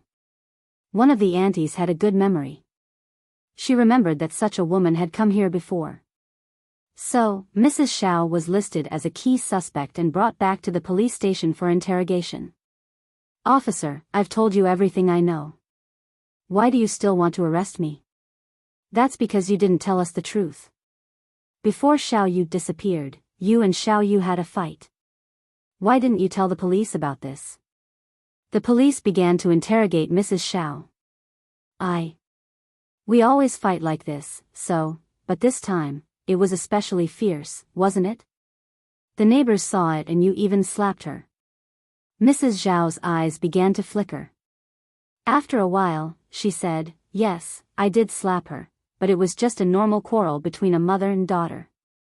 "Then tell me, where did the tattoos on Xiao Yu and Chen Xiao come from?" The police continued to ask. "How would I know that Xiao Yu died so tragically?" "You're still lying. Do you know this man?" The police showed Mrs. Xiao the photo of the tattooist. "Do you still remember the time you learned the art of tattooing from him?" Mrs. Zhao's face suddenly changed. "I don't know him. Xiao Yu wanted to marry Chen Xiao, but you didn't agree. So, they agreed to elope, but you found out about it. You tried to stop Xiao Yu, but you failed." The police said, "We got this from the Chen family because Chen Xiao talked to his mother before he left with Xiao Yu. You said that you supported Xiao Yu and Chen Xiao to be together, but that's not the case at all. You can't bear to see your daughter leave with another man, just like how your husband left you, right?" Mrs. Xiao was obviously provoked. She suddenly exploded. No. You're talking nonsense." Tang Yen was outside the interrogation room. He knew that the mystery of this case was about to be solved. Seeing his tired face, the professor asked him, "I heard that you brought Shanshan to visit the place last night? I can't bring you there, can I?" Chapter 595. "It's just official business," Tang Yen answered coldly. After hearing that, the professor did not continue asking because he wanted to know if Tang Yen would explain. If he did, it would be like exposing himself. But he was just doing official business, which meant that Tang Yen really did not have any feelings for Feng Shanshan. Mu Qiqi did not come today. A rich family also has a lot of troubles. It's not easy for Mu Qiqi. The professor spoke up for Mu Qiqi. With such a background, she is still willing to come to our small police station. I am already very satisfied with her. What did I say? Tang Yen frowned and looked at the professor. You are the captain now. The criminal investigation team is yours. I am afraid that you will say that you don't want Xiao Qi. Compared to her, I want Feng Shanshan to go home more. Tang Yen told the truth, but the professor covered his mouth. Aren't you afraid that others will hear it? That girl is petty. She deserves to take revenge on you.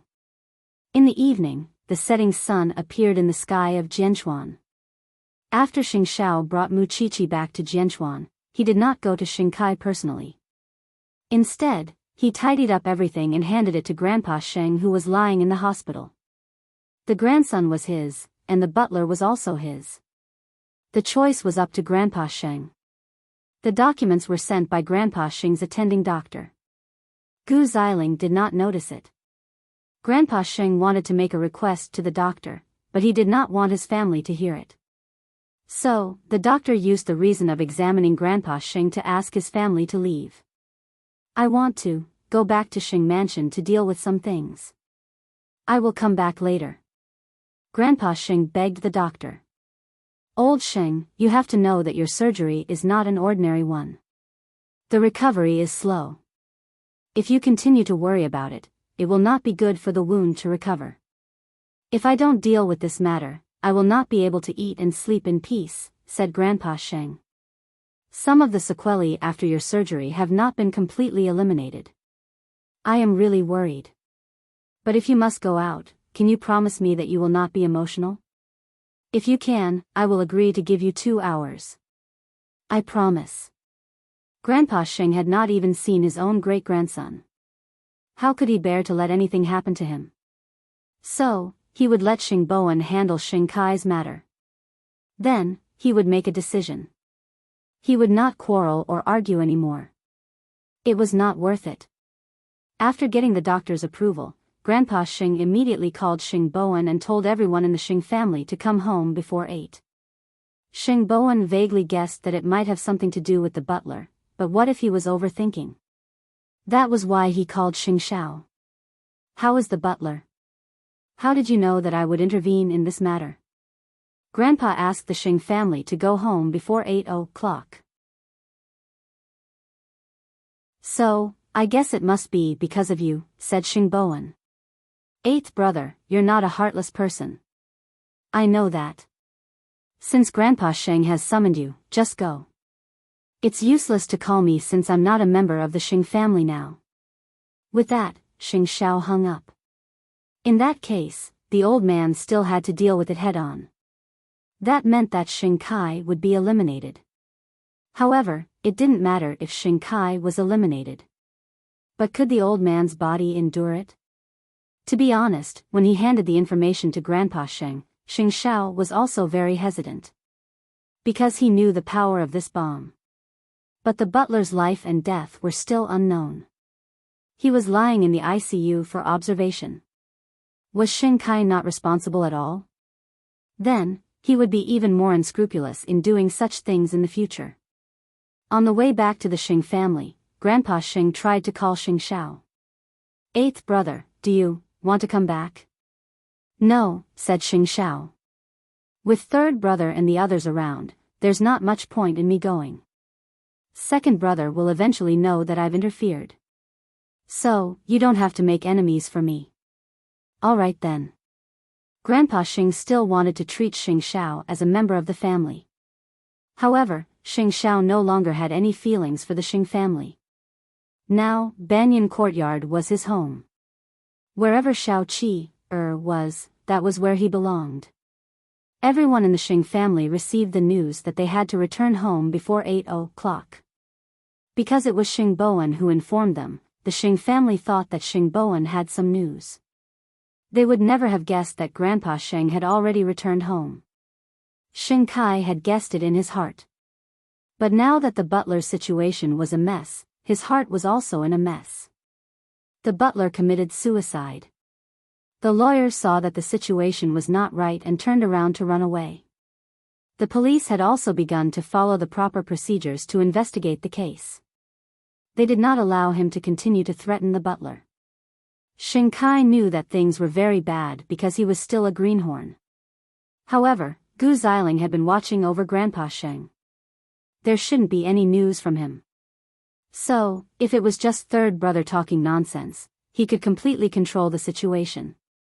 Xing Bowen returned home early and saw Grandpa Sheng sitting in a wheelchair in the study. He was very surprised. Grandpa, you should be recovering in the hospital. I've taken 2 hours off. Now, take a look at these documents. Grandpa Sheng handed the documents to Xing Bowen. These are all sent by 8th brother. Although I don't know how he got them, Xing Bowen first played the recording. His face began to show anger. Then, he heard the news that the butler's life was in danger. Grandpa, is this true? Xing Bowen still could not believe it.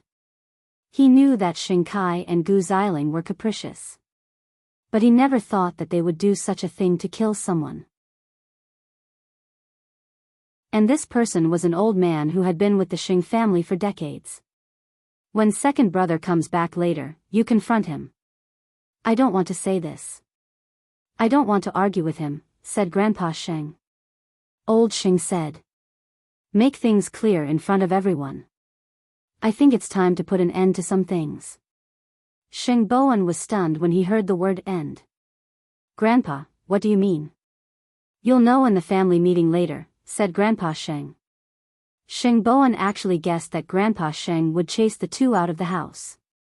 But he did not know that Grandpa Sheng was actually going to be even more ruthless. Then, for the sake of your health, don't come out first. I don't want you to see their faces, go ahead. Grandpa Sheng waved his hand. Faces? It was not like he had not seen it before. What was there to avoid? However, to reassure Sheng Bowen and to give Sheng Kai a surprise, Grandpa Sheng really stayed in the study and did not come out immediately. By then, most of the Sheng family had entered the house, including Sheng Kai and Gu Xiling.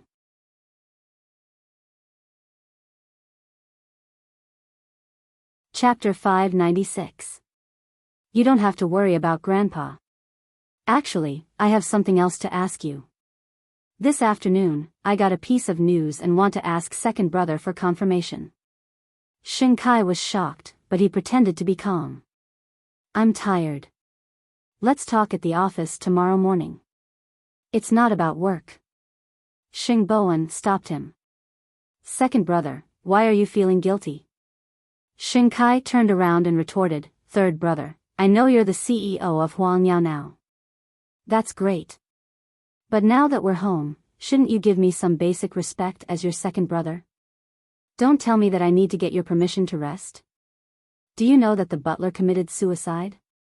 Sheng Bowen went straight to the point. He did not want to beat around the bush with Sheng Kai anymore. What? When did it happen? You're so good at pretending. Sheng Bowen sneered. Second brother, how long are you going to pretend in front of the family? Do you really think that no one will know what you've done? I don't understand what you're talking about. What does the butler's suicide have to do with me? Lawyer Song, don't tell me you don't know him. Sheng Bowen asked Sheng Kai directly. What are you trying to say? Sheng Kai asked angrily. That's right. Third brother, what are you accusing second brother of? Sixth brother was also anxious. What does the butler's suicide have to do with second brother? The butler's son was arrested for assault and is now in the detention center. Our good second brother said that he wanted to help the butler, but in fact, he wanted to control the butler. The butler did not accept second brother's help, so second brother used his identity to pressure the people in the detention center and not allow other lawyers to take on the butler's son's case. The butler did not want to betray Grandpa, so he chose to commit suicide. Sheng Bowen explained to everyone. You're lying. Keep lying. Sheng Kai said to Sheng Bowen calmly. The butler has taken care of me for so many years. Why would I do this to him? Because Grandpa announced the will in the hospital that day. You're afraid that you won't get a share of the inheritance, so you want to fight for the butler, Sheng Bowen said loudly. Sheng Bowen said loudly. Haven't you noticed it yourself? Is your behavior really abnormal recently? Of course, I don't want my second brother to do this either. Since you don't want to, why are you slandering me? Sheng Kai insisted and refused to admit it.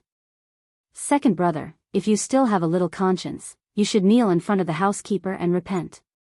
Even now, his life and death are still unknown. It's all because of your selfishness that you don't want to admit it. It doesn't matter. After all, Lawyer Song has already clearly explained this matter and recorded it on his phone.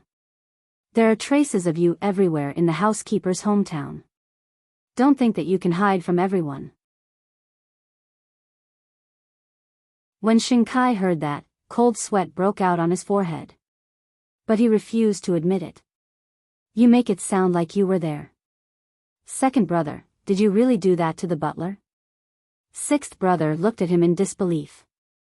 For Grandpa's inheritance? Since you all believe me, there's nothing I can do. Sheng Kai looked helpless. Obviously, he was not convinced. However, he did not know what kind of evidence Sheng Bowen had in his hands. Xiling, let's go back to the room. Wait. Sheng Bowen blocked their way. I'm afraid you won't be able to hide from what happened today. What else do you want? Xing Kai asked. The butler has taken care of the Xing family for his whole life and is loyal to Grandpa. But you, for your own selfishness, forced him to this point. It's hard to guarantee that you won't have other ideas for the inheritance in the future. You might even want to kill Grandpa. How can we dare to keep a person like you in the Xing family? Xing Bowen said sternly.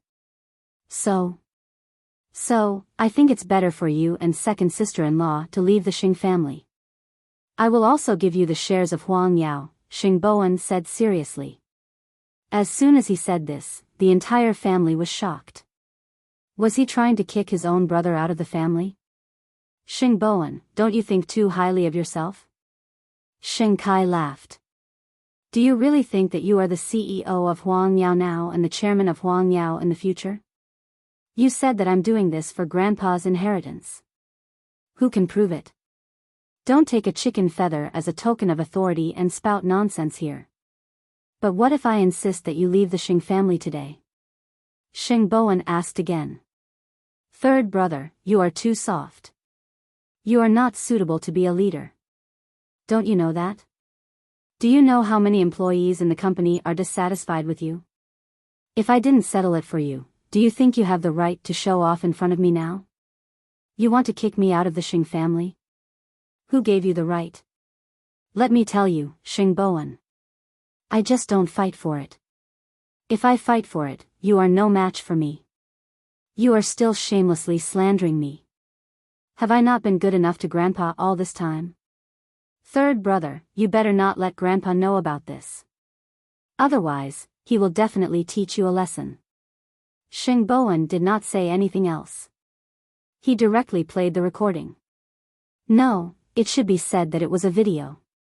Third brother, don't go too far. When Xing Kai saw Lawyer Song's face on the screen, he immediately snatched the phone and smashed it on the ground. The butler has been so good to us. He has taken so much care of us. I really did not expect you to be so cruel. Xing Kai, who do you think wants to kick you out of the Xing family tonight? Xing Bowen looked at the broken phone and questioned Xing Kai sternly. Isn't it you from the beginning to the end? Or should I say, eighth brother? It's me. At this moment, when the two brothers were arguing endlessly, Grandpa Xing came out of the study.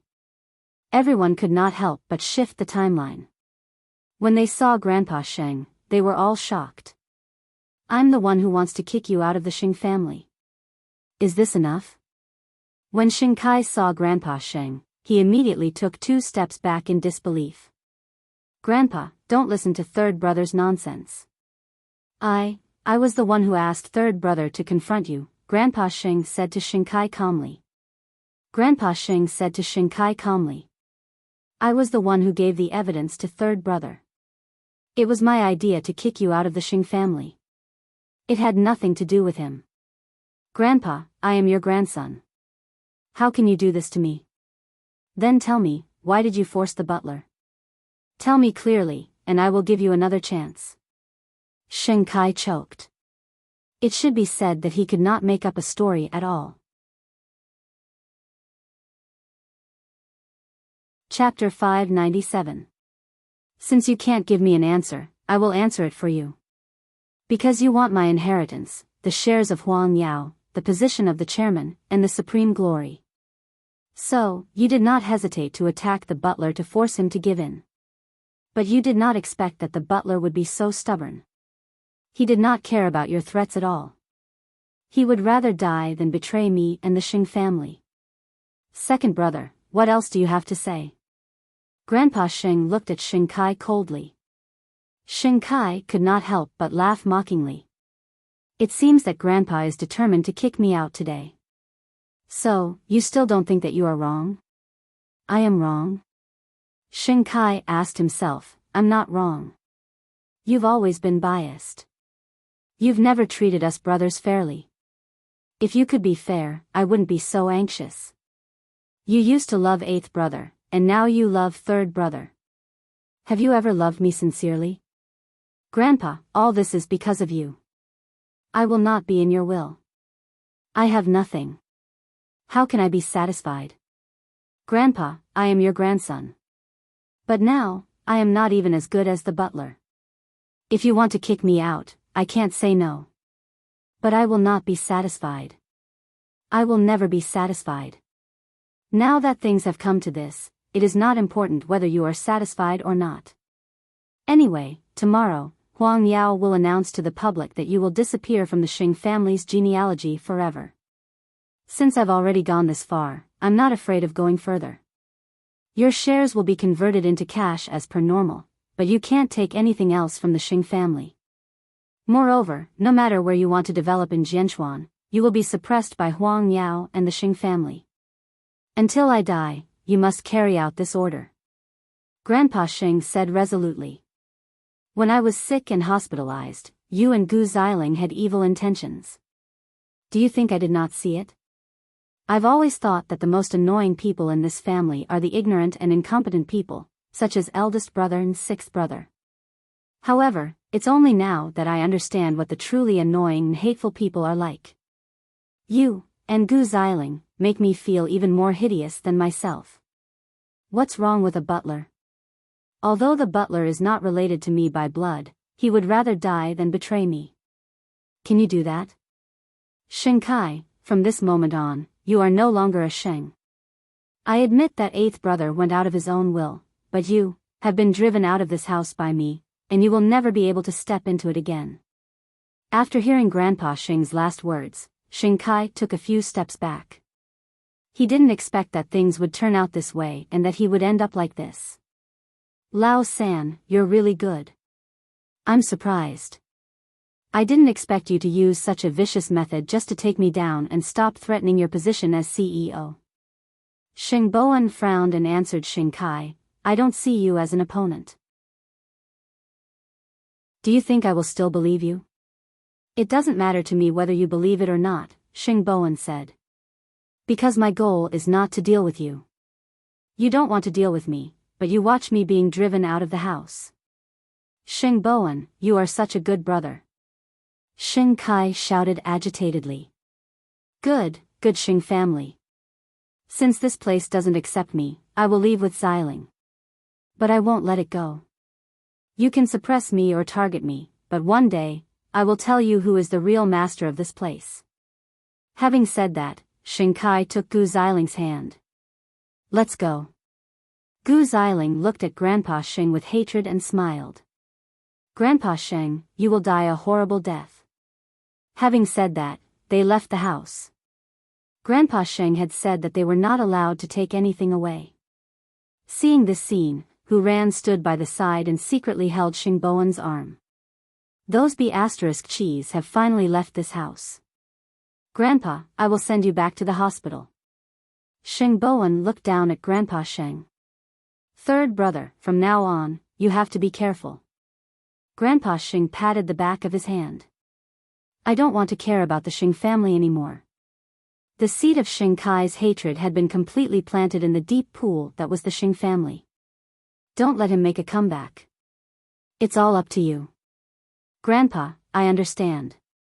Who knew what the future would be like? Help me call eighth brother. I want to see him. Hearing this, Xing Boan suddenly felt that the old man in front of him was just putting up a strong front. So, when they returned to the hospital, Xing Boan immediately asked the doctor to check on Grandpa Xing.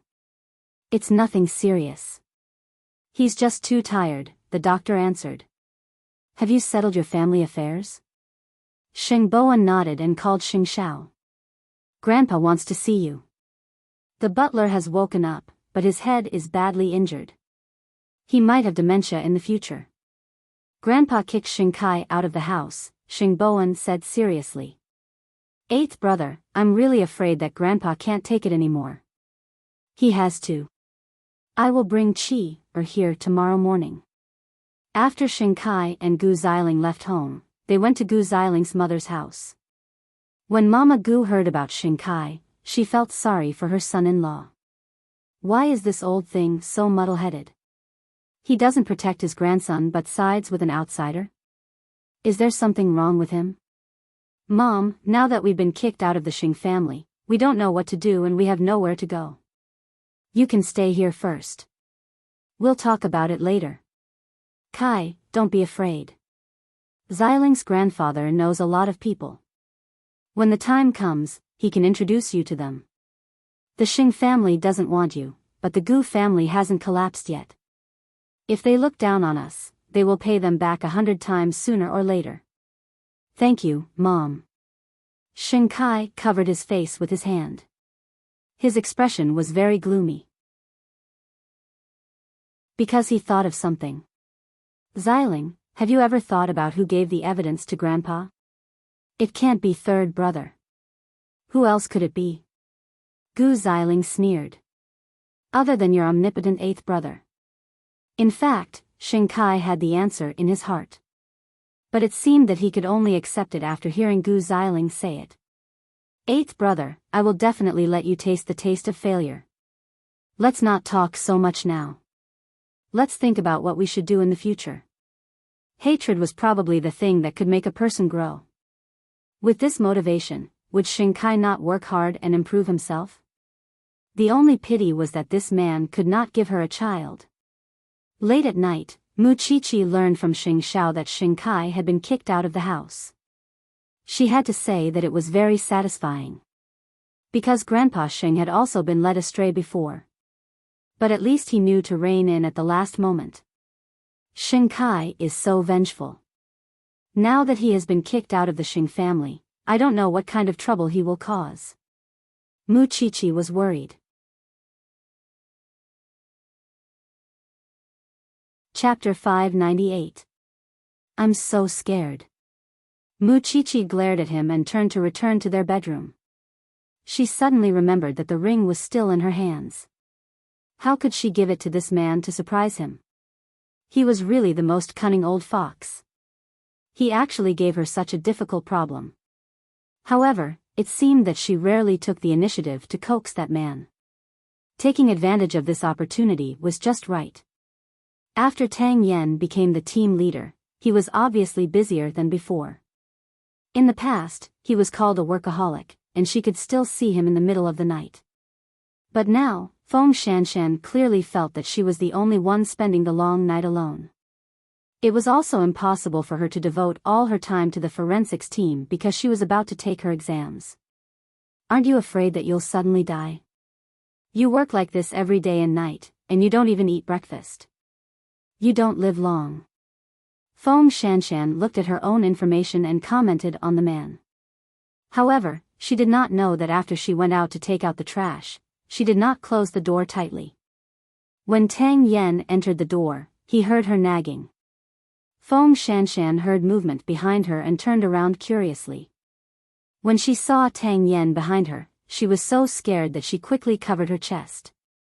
Can you make a sound when you walk? You said I don't have long to live, but you didn't sleep either. Tang Yan entered the living room and started to take off his clothes. Only then did Feng Shanshan notice that there was blood on his body. Did you fight with someone? Mother Xiao bit me. Feng Shanshan asked, do you still have a good piece of land on you? Either you roll down the mountain or you get bitten. Tang Yan did not say anything. He just went to the bathroom half naked. Feng Shanshan gulped. Only then did she realize that she was infatuated again. It was mainly because Tang Yan's body was too attractive. Just his back alone was enough to make a woman's heart itch. After a while, Tang Yan came out of the shower with wet hair and the fragrance of the shower gel. Feng Shanshan leaned against the door of the bathroom and watched the man take out the hairdryer. I'll help you. Tang Yan glanced at the hairdryer and then handed it to Feng Shanshan. Feng Shanshan took over the heavy responsibility and made Tang Yan lower his head. You always seem to be injured. It's just a minor injury. Feng Shanshan raised her head and tried her best to touch Tang Yan's hair. It was so black and soft. It was so unfair. Has the case been solved?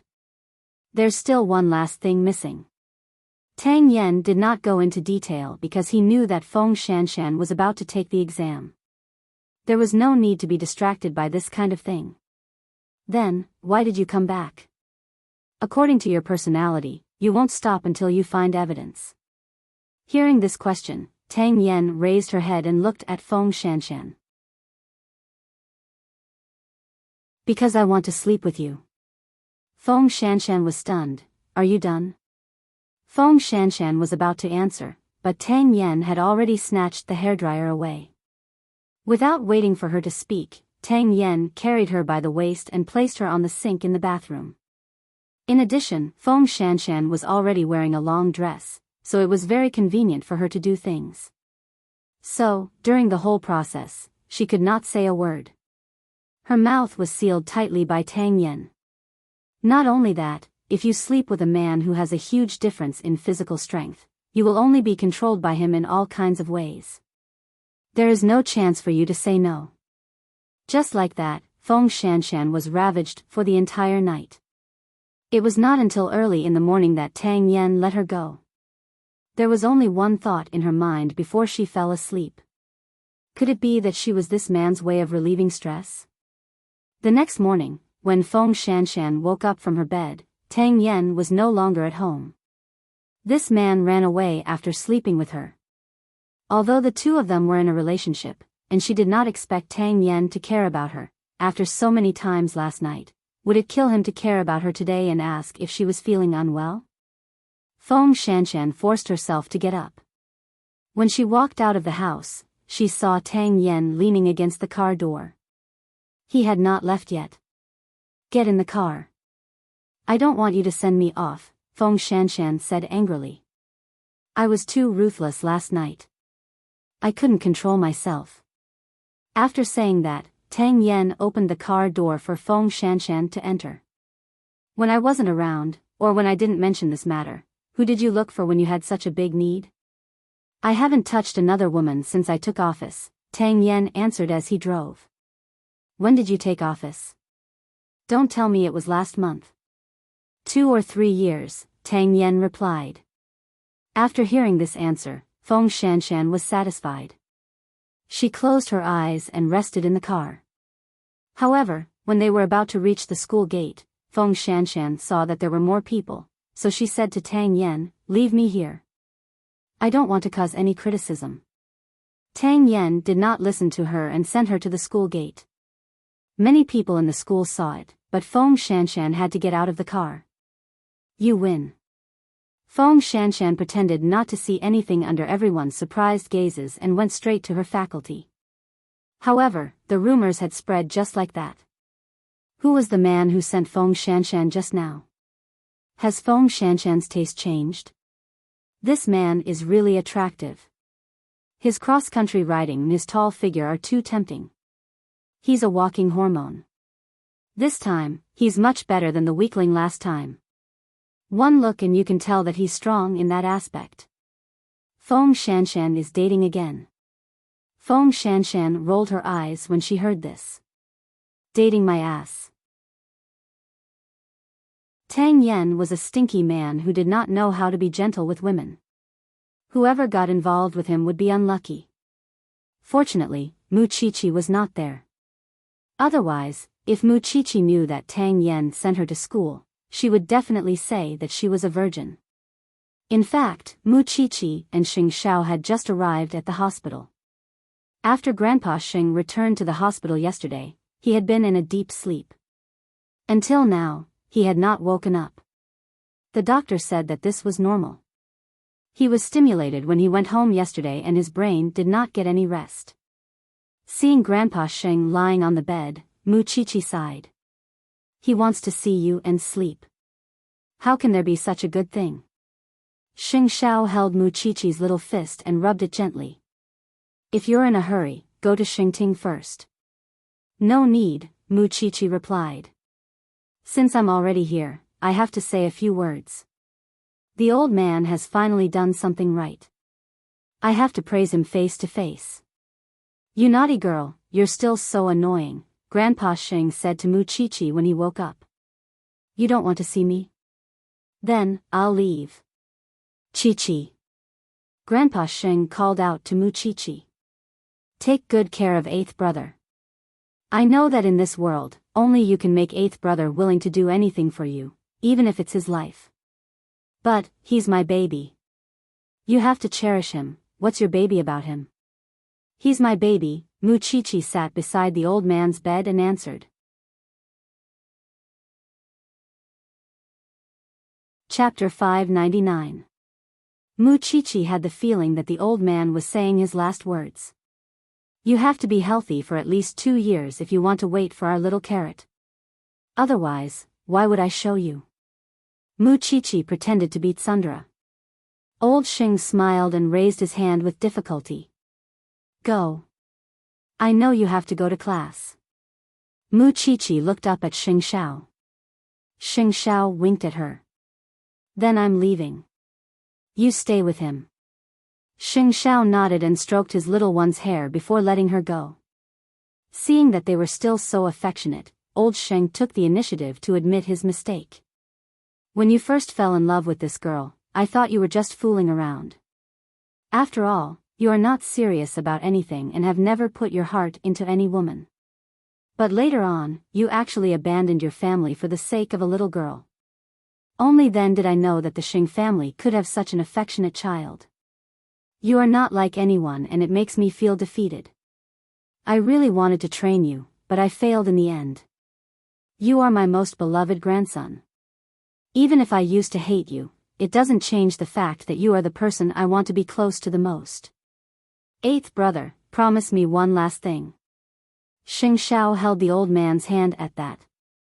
If you can get through it, I will come to accompany you often. If you can't, I will hate you directly. At that, Grandpa Xing said weakly, Doctor, call the doctor. Xing Xiao got up and was about to move when the door suddenly opened.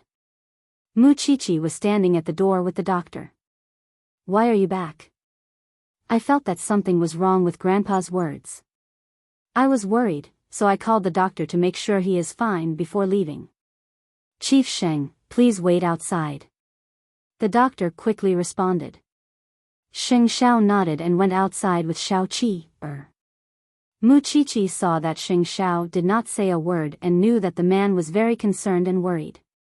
Don't worry. It's fine. Although I don't like him, he has to be alive to continue making me hate him. Still saying one thing and meaning another. Muchichi did not expose him. She simply held his hand and waited with her man. About 10 minutes later, the doctor came out and said to the two of them, Fortunately, you found it early. It's not a big deal. But remember, you can't be agitated anymore. You must rest in the hospital. It was only because the old man heard what Xing Xiao said that his desire to live was so strong. Muchichi breathed a sigh of relief and said, I can go to school without worry. Xing Xiao put his arms around Muchichi's waist and kissed her on the forehead. Go. Since you're so sensible, I'll reward you tonight. Muchichi smiled and left the hospital with a peace of mind. When Xing Xiao returned to the ward and saw the old man leaning against the bed, he slowly accepted that the old man was no longer the old man who could fight 300 rounds with him. I got my life back. A doctor brought by Qi, said Xing Xiao. That girl is a blessed person. A grandson who left the Xing family is still a grandson. I will attend the state banquet on New Year's Eve. Is it not worth being happy and proud that I have a new way out? After hearing Xing Xiao's words, the old man looked at him in shock. Of course it's worth it. Then live well. Only then will you be able to see more. Having said that, Xing Xiao turned and left the hospital. Su Che had already arranged for the butler to be transferred to Jianchuan. It would be best if the old man could see it. Huang Yao then made an announcement to the public that Xing Kai would be kicked out of the company. He was the second crown prince of Huang Yao, but now he had ended up like this. It was really sad. Of course, the Xing family could not announce Xing Kai's evil deeds to the public. Even if there were many speculations, Huang Yao did not give any response. Now, the burden of Huang Yao completely fell on Xing Bowen's shoulders. But he was loyal and righteous. Could he really do well in the business world? When Muchichi arrived at school, it was already the second class in the morning. Seeing her late, Feng Shanshan could not help but ask, "It seems that you really don't want to compete with me. How can you just skip such an important class? For me, there is something more important than this." Mu Qiqi put down her bag and said, "I can't afford to offend the son of a high-ranking official. What do you think I should do? I heard a lot about you on the way here." "Why? Did Officer Tang send you to school early?" "I fell down yesterday. I begged him for a long time before he was willing to help me. And you still want to poke at me?" Feng Shanshan said angrily. "With his EQ, do you think he would take the initiative to do such a thing? You live next door. Maybe you have already made some progress, but you don't want to tell me?" Feng Shanshan looked at Mu Qiqi strangely. How could she say that she did not have a sharp eye? "It's not what you think," Feng Shanshan said angrily.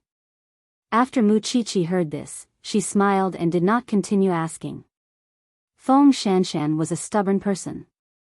Even if you wanted to ask her, you would not be able to get any results unless you could find evidence against her. "How is the case now? You have missed too many details." "I have no desire to tell you at all."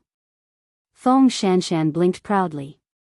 "You can go and see for yourself tonight." Mu Qiqi nodded. After school, they went to the police station together. At this time, the professor was holding a sharp knife and was extracting fingerprints and DNA.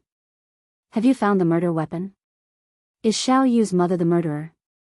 She hoped that it was her, but she was covering up for her lover, the professor answered Feng Shanshan. "Isn't she devoted to Buddhism? That's why people are so strange."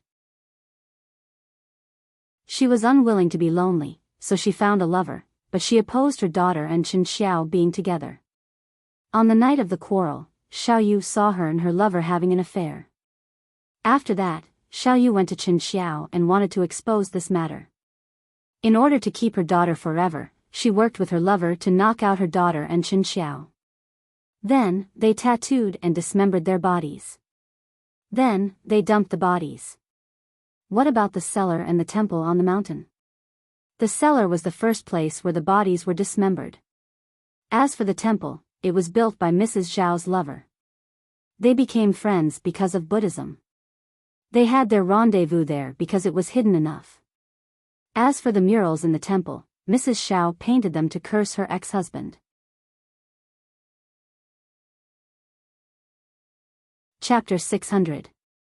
The case is solved. It will be easier for that kid to lead the team. I can rest assured now. The professor put down the weapon in his hand and heaved a sigh of relief. Feng Shanshan suddenly understood why Tang Yen had been working day and night these past few days. It turned out that he was trying to build up his prestige in the team. Officer Tang has always been very capable. Mu Qiqi smiled. Whether it was leading the team, investigating the case, or his attentiveness and strength, Tang Yan's performance during this period of time was very trustworthy.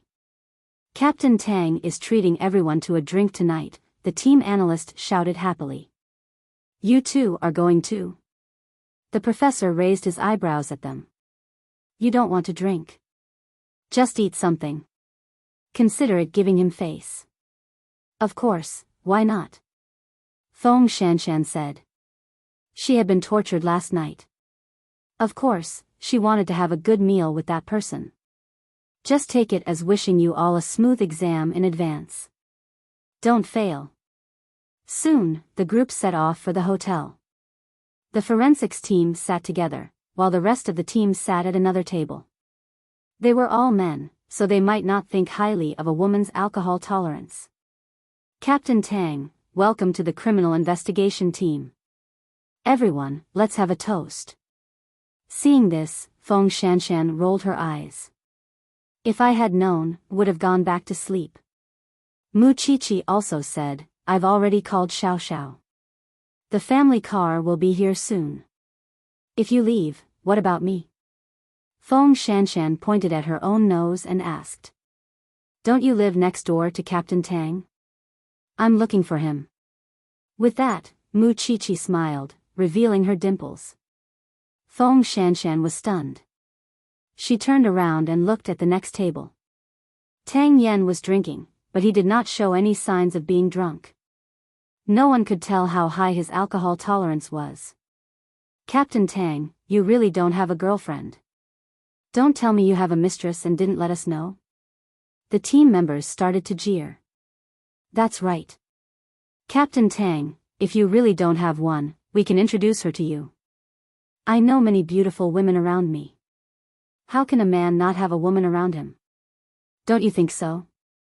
My current interest is investigating cases. Tang Yen answered them without a trace. Tang Yen answered them without a trace. So, all of you better put away your petty thoughts. TSK, TSK. Captain Tang, are you that? Everyone looked at him in confusion and shock. Could it be that Captain Tang, who was not close to women, was gay? Hearing this, Feng Shanshan could not help but sneer. If he was gay, there would be no man in the world. After all, he had worked so hard last night. No, Tang Yen answered straightforwardly. That's good. You scared us to death. Soon, Mu Chichi's family drove the car to the entrance of the hotel, and Mu Chichi quickly said goodbye to everyone. She was going home to rest. Feng Shanshan was the only woman left at the banquet. I'm going home too. Feng Shanshan really couldn't stand staying with a group of men, so she said to the professor. The professor glanced at Tang Yen and found that he was indifferent. He gave up and said to her, "Be careful on the road." I understand. Feng Shanshan got up from her seat. She didn't say anything to Tang Yen and went out to hail a taxi. However, when she got home, she realized that the keys were with Tang Yen today. If only he had known, he wouldn't have tried to act tough. Now that he was in a world of ice and snow, he could only wait outside the door. It was not Captain Tang's fault. After all, she was the one who said that she didn't have the keys. However, it was winter, the coldest season. Feng Shanshan waited outside the door for half an hour and couldn't stand it anymore. She could only call Tang Yen. Can't you come back soon? The keys are with you. Okay. Tang Yen nodded. I'm so cold. I'm driving. Tang Yen hung up after saying that. Driving? Didn't he drink? Thinking of this, Feng Shanshan was worried until she saw Tang Yan's off-road vehicle appear in front of her. When she saw Tang Yen get out of the car, she said, "You're a law enforcement officer. How dare you drink and drive? Who told you that I drank?" Tang Yen asked in return. Just now, I drank plain water, Tang Yen replied. Don't run away by yourself next time. I asked you to make the keys, but you're too lazy to do it. Who am I to you? Do I have to have the keys to your house? Feng Shanshan snorted. You're really not likable at all. Other than being strong in bed, I wonder if your ex is blind. She's not blind. She's just dead. Hearing the word dead, Feng Shanshan was stunned. Was Tang Yen going to tell her story? However, before Feng Shanshan could react, Tang Yen went to take his luggage and went out. I'm going to leave for a few days. You take the exam by yourself. Where are you going? There's a case that they asked me to investigate together. I'm going to help them now, Tang Yen replied. Are you the only one in the team going? Only me. Tang Yen did not say how dangerous this matter was, nor did he say anything else. Anyway, Feng Shanshan felt that this man had nothing to do with her, so she did not ask too much. What did it have to do with her? However, after Tang Yen drove away, Feng Shanshan thought to herself, was that man so fierce last night because he knew that he was going to leave today? Thinking of this possibility, Feng Shanshan's face turned red. Late at night, Banyan Courtyard. After Papa Sheng and Mama Sheng heard about Old Master Sheng, they sighed deeply, especially Mama Sheng. Although she used to hate Old Master Sheng, after knowing that he had gone through so many twists and turns, she finally calmed down. He deserved it after suffering so much. I just didn't hear from you that Sheng Kai has become like that. It's really sad. Now, only third brother is supporting the family. It's hard on him.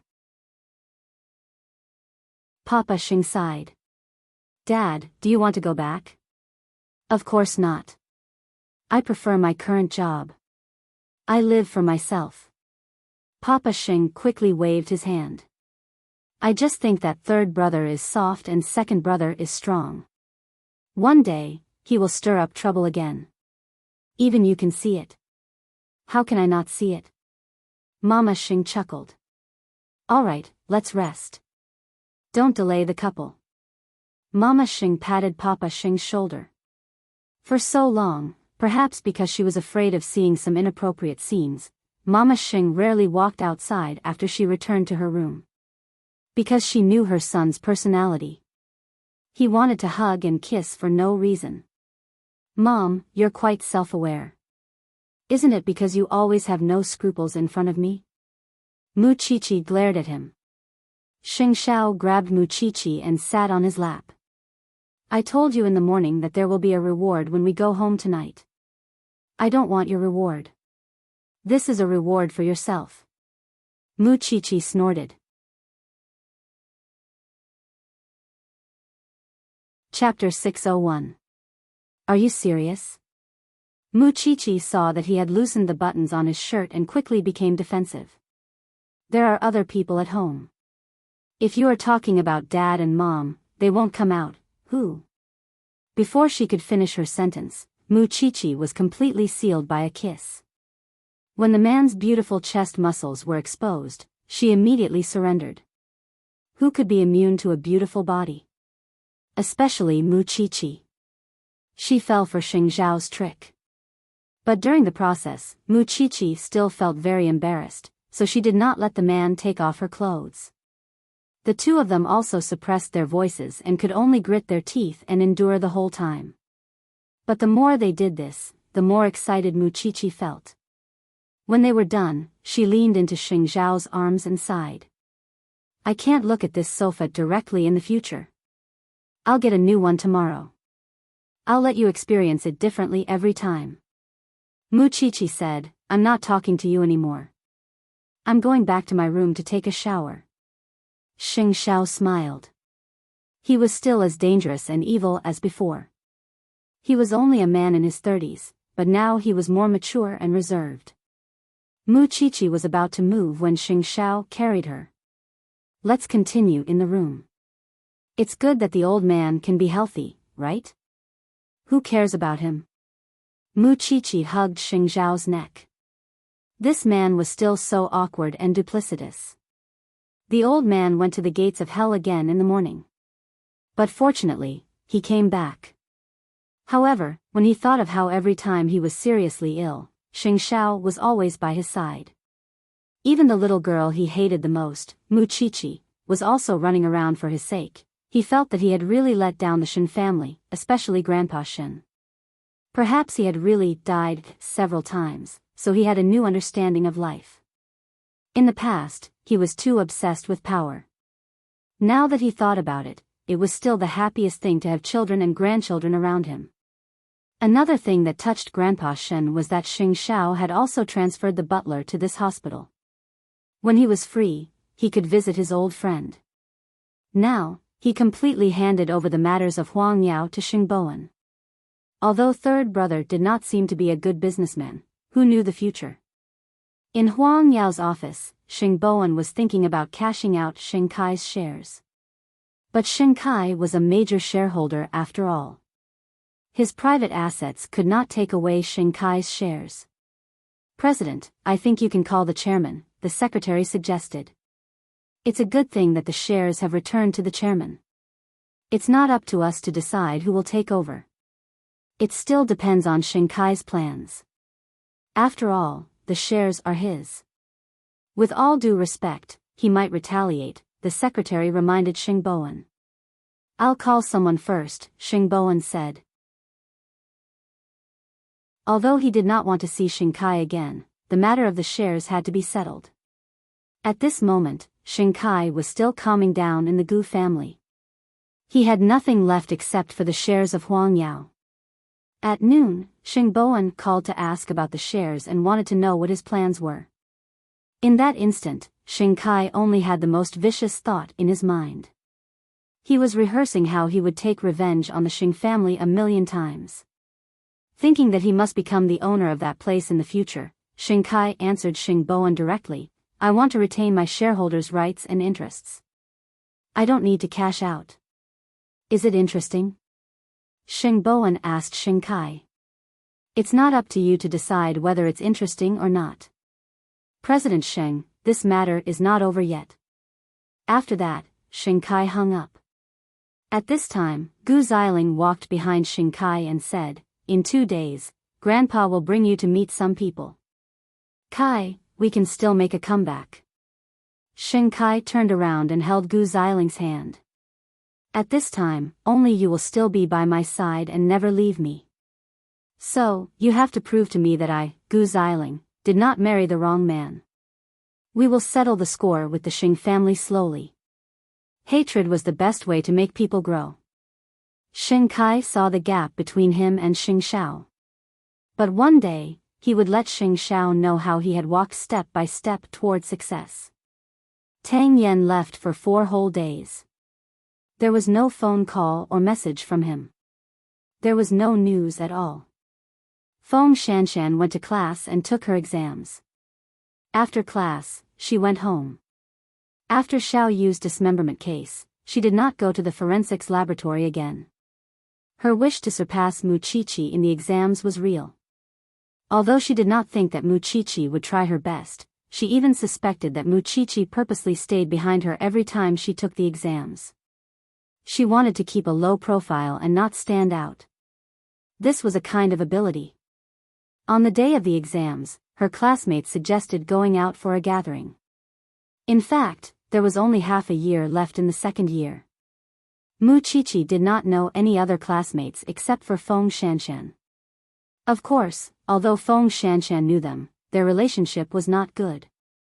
Actually, everyone was curious why Mu Qiqi and Feng Shanshan, who were enemies, got along so well.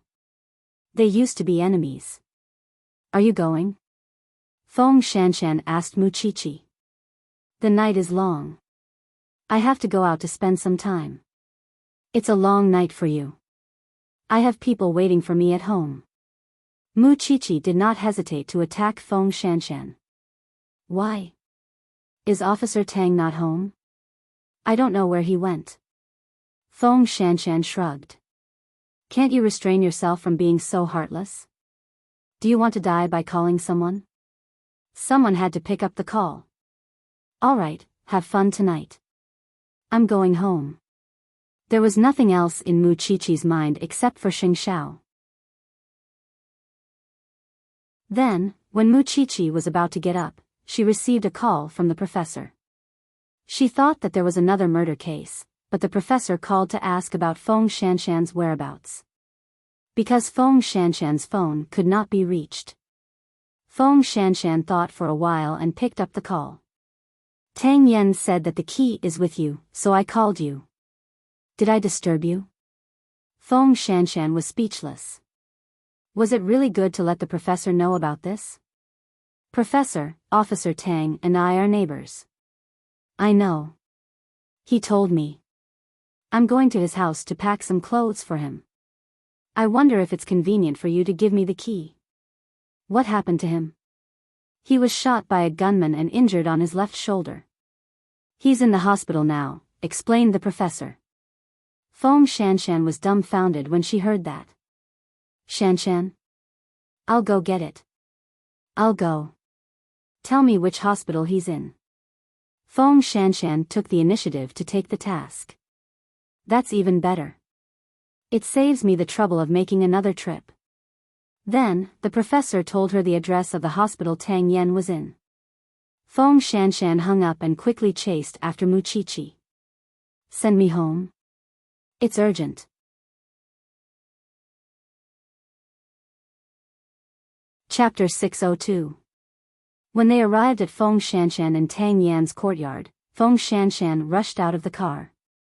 Seeing that they were so anxious, Su Che said to Mu Qiqi, "We have to wait, right?" Mu Chichi immediately laughed. Su Che, you really understand me more and more.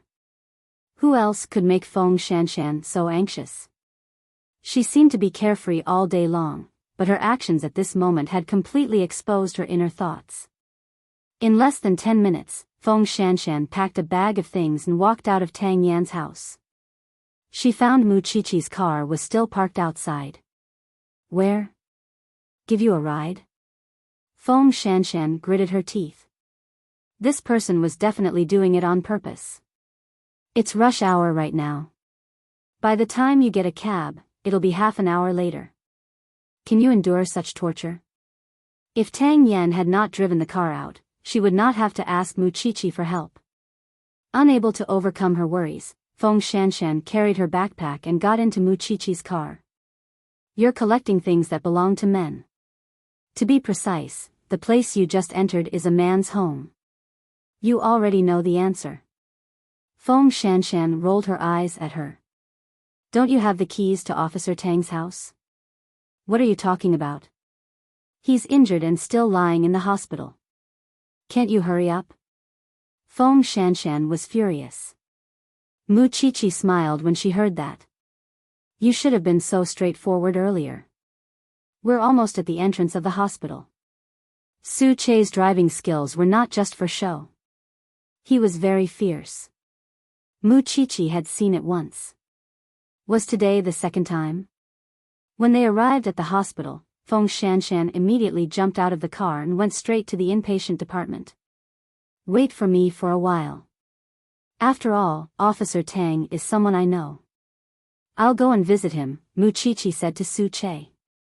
Then, she got out of the car and chased after Feng Shanshan. When she arrived at the door of the ward, there was no one else. Feng Shanshan calmed down for a moment before knocking on the door. Soon, Tang Yan's deep voice came from the room. Please come in. Feng Shanshan pushed the door open and entered. Her heart sank when she saw Tang Yan's entire upper body wrapped in gauze. Tang Yan did not expect Feng Shanshan to come. He was stunned for a second and said to her, "Have a seat. I brought you some clothes and toiletries." "No, I won't be staying here for long," Tang Yan replied calmly. "I don't think I need these." "Where's the professor?" Feng Shanshan asked when she saw Tang Yan standing there alone. "I told him to go back. He keeps nagging at me. It's very annoying." "So, no one took care of you?" Tang Yan understood the meaning behind her words and said, "I'm used to it. What she means is that she can stay." I'm afraid Officer Tang didn't understand what she meant. At this moment, Mu Chichi rushed into the ward and smiled at the two of them. "You're here too." A certain someone hurried home to pack your things and rushed over. "That's why I followed." Mu Chichi smiled. "Are you going to die if you don't say anything?" Feng Shanshan was a little embarrassed.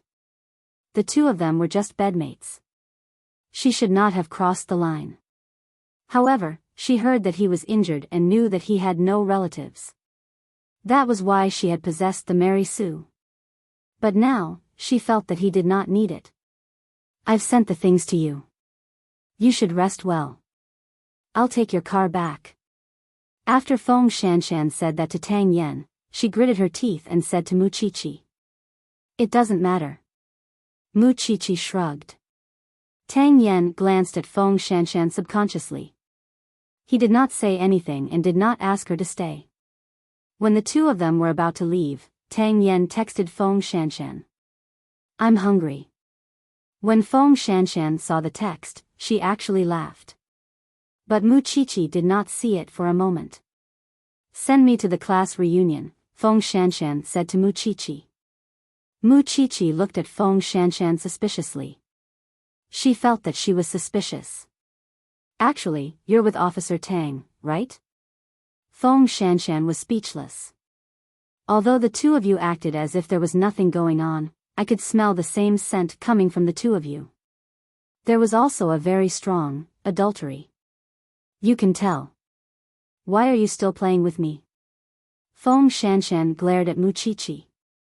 You're so free. How far have you progressed? Far from you and your Shingda CEO. We're just enemies. Let's not talk about feelings. Are you satisfied with the answer? Can you let me get out of the car now? Feng Shanshan was about to push the door open. However, Mu Qiqi still said something. You're alone, and he's also alone. If the two of you are together, be good companions. After all, he's in a high-risk job. He might lose his life on the front line one day. If you really want to have a result, don't waste too much time. Otherwise, it'll be too late for regrets. Love doesn't wait for anyone. You're always preaching. It's really annoying. Of course, Feng Shanshan was just saying it. With Mu Qiqi to control her, she felt that she had one more sister. Mu Qiqi smiled and did not continue. Aren't you leaving? I'm going home too, okay? After all, she had not thought of a way to give away her ring. Feng Shanshan got out of the car and closed the door. Then, she quickly ran back to the hospital. Standing at the door of the ward, she bent down and asked Tang Yen, "What do you want to eat?" Tang Yen looked at her calmly. After a long while, he said, "You." This time, the joint investigation was related to drugs. Those gangsters were outlaws and they were armed. He was shot in the shoulder while trying to save a pregnant woman. Blood splashed on his face. He had fought with death so many times, but he had never been afraid. Anyway, he was alone. Saving one was one. Even if he had to sacrifice himself, it was not a loss. However, at that moment, his mind thought of Feng Shanshan's face. This bad woman not only did all kinds of bad things, but she also stole his heart. When Feng Shanshan heard that, she looked at Tang Yen and Tang Yen looked back at her. Their eyes met. In fact, they knew very well that once they were involved in something, they could not let it go. When Mu Qiqi returned home, Xing Xiao was taking a shower.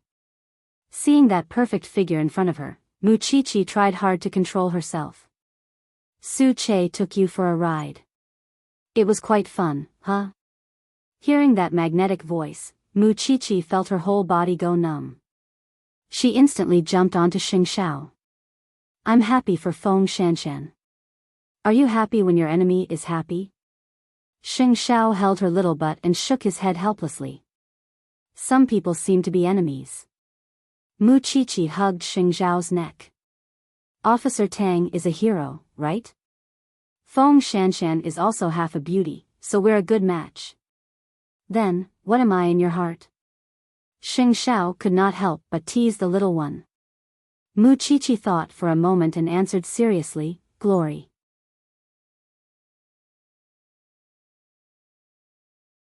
Chapter 603. Mu Qiqi hung on Xing Xiao's body and said, "Help me take it off." In Xing Xiao's eyes, Mu Qiqi was a completely spoiled little thing. However, she would only show such a naive look in front of Xing Xiao. Xing Xiao was willing to dote on her. After the shower, he said to the little thing, "I'll be home late these days. You're on holiday. Be more obedient at home, okay?" What happened to Zhongteng? I met some malicious competitors, but it's not a big deal, Xing Xiao replied. I've never failed in the business world. This was the confidence that Xing Xiao should have. Mu Qiqi kissed him on the cheek and said, "Then don't throw Su Che at me. I'll go to the police station and think of a way myself. I'll only be at ease if Su Che follows you. Suspecting your man, huh? I've never doubted you. I trust you more than anyone else. However, worrying is another matter. I can't control it." Xing Xiao carried Mu Qiqi and brought her out of the bathroom. Did you put honey on your mouth? However, what Mu Qiqi did not know was that Xing Xiao was not dealing with some rich second-generation tycoon. Every one of his opponents now had an unimaginable background. The hospital was especially quiet late at night. The professor was supposed to come, but Tang Yen refused to see him. If he came, he would not be able to rest well. Tang Yen only knew that he had a nurse to take care of him. It was more useful than being an uncle in the hospital. The professor thought about it and felt that what Tang Yen said made sense, so he did not disturb him and let him rest well. Feng Shanshan looked at the man lying on the bed and thought, this man is full of merits. Feng Shanshan was lying by the bed. When Tang Yen woke up and saw this woman, he felt at ease for no reason. He was used to being alone for half his life. He had never thought that there would be someone who would make him so worried. Feng Shanshan felt that someone was watching her, so she propped herself up and looked at Tang Yen. Where does it hurt? Tang Yen shook his head and said, the moment the bullet pierced my shoulder, I only thought of one thing. What? It would be great if I could sleep with you again. Feng Shanshan was speechless. In the future, if anyone said that this man had no EQ, she would be angry with them. This man was so good at flirting. When you're better. You can't sleep here. You should go back. Tang Yen looked at Feng Shanshan and said seriously, I don't need you to stay by my side. Do you think I want to? Where do you expect me to get a taxi in the middle of the night? Are you sure you want me to go back alone? Feng Shanshan was angry for no reason. This man had just messed you up, and now he was pouring a bucket of cold water on you. Is it because you can't go, or do you not want to go? Is there a difference? Feng Shanshan asked. Tang Yen was stunned and did not speak for a long time. After a long time, he moved half of his bed and said, come up. Feng Shanshan looked at the wounds on his body and really did not dare to lie with him. As usual, I'll sleep on the sofa. You don't have to worry about me. This girl had a stubborn temper, and she would explode at the slightest touch. In the past, she used to go out and fool around, and she even had a rich second-generation boyfriend. In fact, she even had an abortion. She had done something that most girls did not dare to try. She should be the object of men's play, and they would definitely avoid her when they got married. However, for some reason, the more Feng Shanshan was like this, the more Tang Yen wanted to hold her in his palm, hurt her, and *ck her hard. However, the more he thought about it, the more he could not force Feng Shanshan, because once she found out about his feelings, she might run away without a care. Tang Yen looked at Feng Shanshan lying on the sofa and curled up into a ball. He did not force her, but looked at her naughty face for a long time. She really needed to be taught a lesson. The next day, the first day of the holiday. Mu Chichi just wanted to know what was going on in the hospital, so she went to the hospital early in the morning and bought breakfast for the two of them. When Feng Shanshan saw her in the ward, she had just woken up from the sofa. My Mrs. Sheng, it's only 7:00 in the morning. Aren't you here too early? I'm afraid that you'll be hungry. Aren't you grateful? Mu Chichi winked at her. Anyway, there are no cases at the station now, and we're on vacation. Isn't it good for me to come and see you earlier? You're here to see me make a fool of myself, aren't you? Feng Shanshan combed her hair with her hand. At the side, Tang Yen sat on the hospital bed and looked at the two of them. Go back. Uncle will come later. So, you were here last night? Mu Chichi smiled. Look at you. You don't look like someone who can keep watch at night. You don't know how to take care of people at all. You know. After saying that, Feng Shanshan went to the bathroom to wash her face. Then I'm really leaving. Okay. Tang Yen nodded lightly. Looking at the two of them, as if nothing had happened, Mu Chichi suddenly became curious. So, when she left the hospital with Feng Shanshan, Mu Chichi asked, now, no matter how I look at Captain Tang, I don't think he's a good man. At the mention of this, Feng Shanshan was angry. He's a beast, a naked beast. Tell me about it. At the mention of this, Feng Shanshan was a little discouraged. Although she knew that she couldn't pursue a person's past, when she thought of how many girlfriends Tang Yen had in the past, she felt her chest tighten and very uncomfortable. He's always been an expert in love. The number of women he's slept with can't even be counted with 10 fingers. What else do you want me to say? Mu Chichi said, I really can't tell. He's a dangerous person. After saying this, Feng Shanshan nestled in the car to rest. However, the two of them were still halfway when they received a call from the branch office. The two of you are free now. Hurry up and come to the branch office to help. There's a new case. But now that Tang Yen was injured, who would lead the team? Mu Chichi glanced at Feng Shanshan and pressed the dark circles on her face. Go back to sleep. I'll go over. No need. I'm very energetic now. She was very energetic because of that man.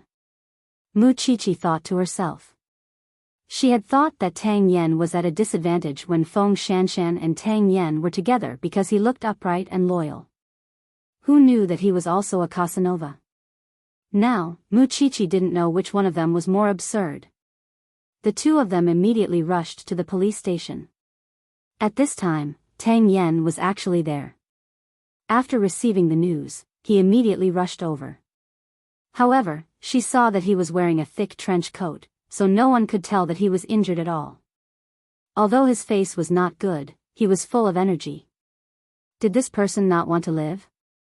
Feng Shanshan was resentful and angry, but she didn't know how to vent it because she and Tang Yen had nothing to do with each other.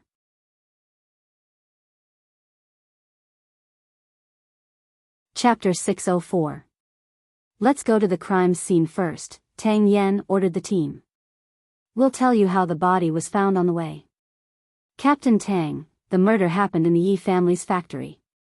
Which Yi family? Tang Yen frowned.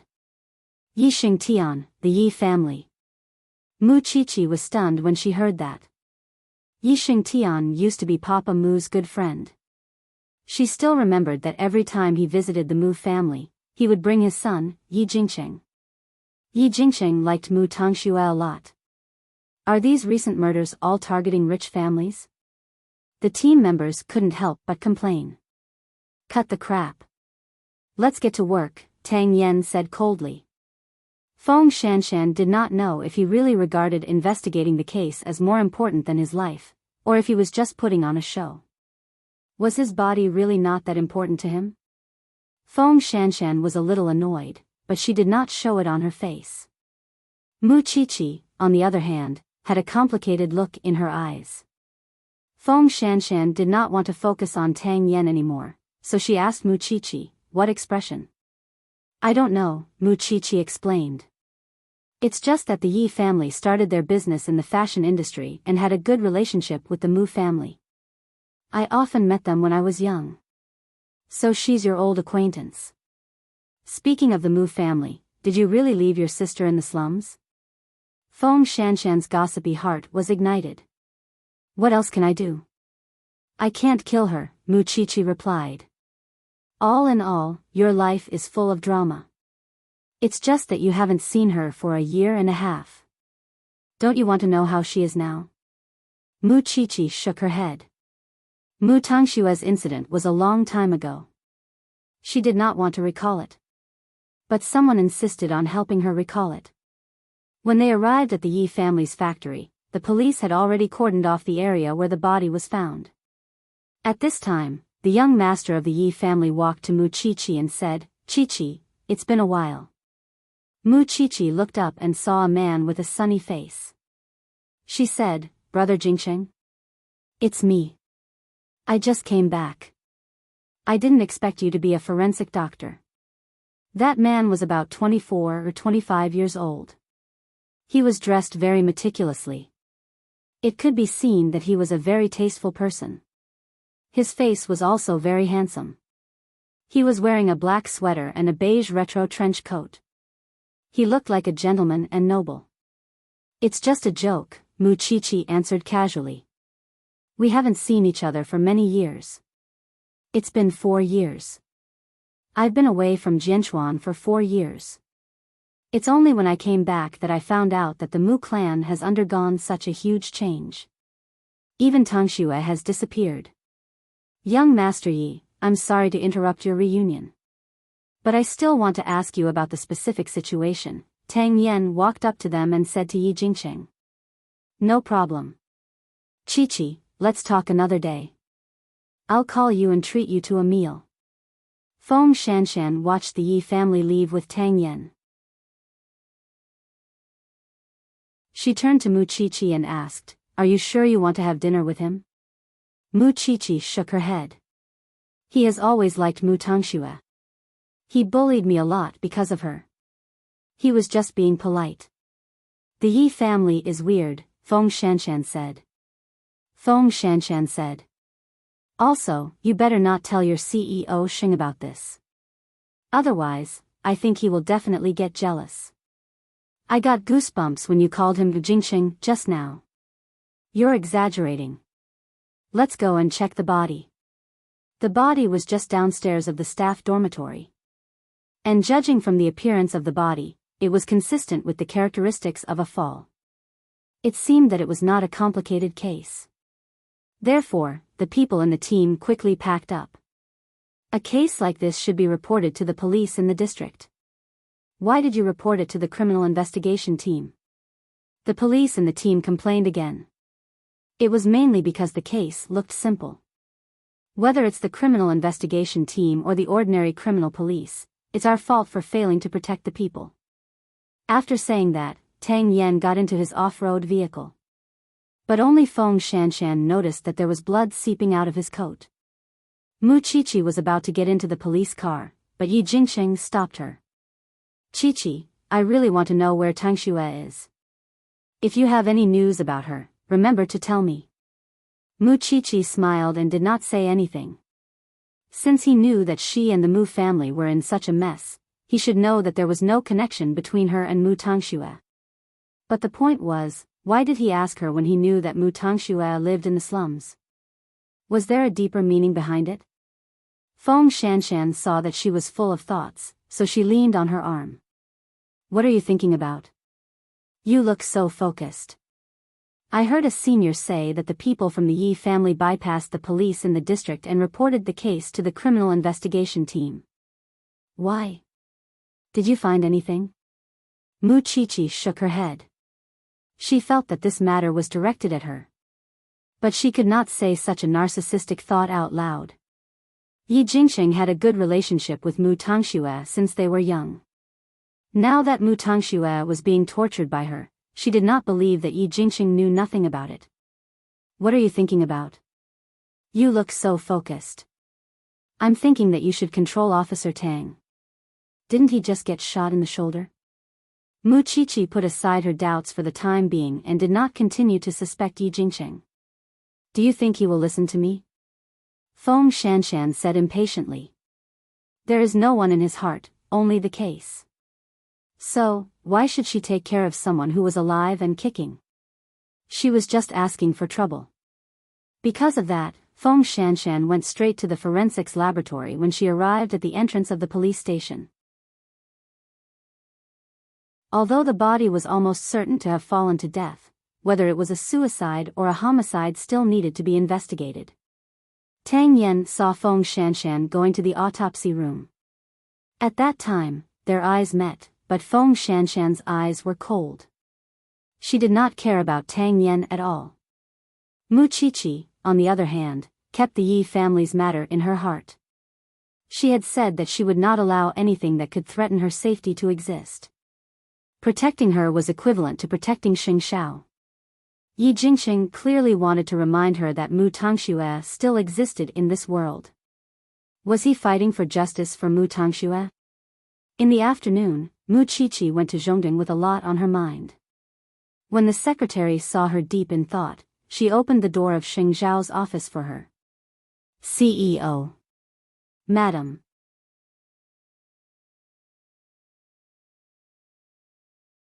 Chapter 605. Mu Chi-Chi walked to Xing Shao and sat on his lap quietly. What's wrong? Xing Shao hugged her, but he did not stop his work. I went out with the criminal investigation team today and met an old acquaintance of the Mu family.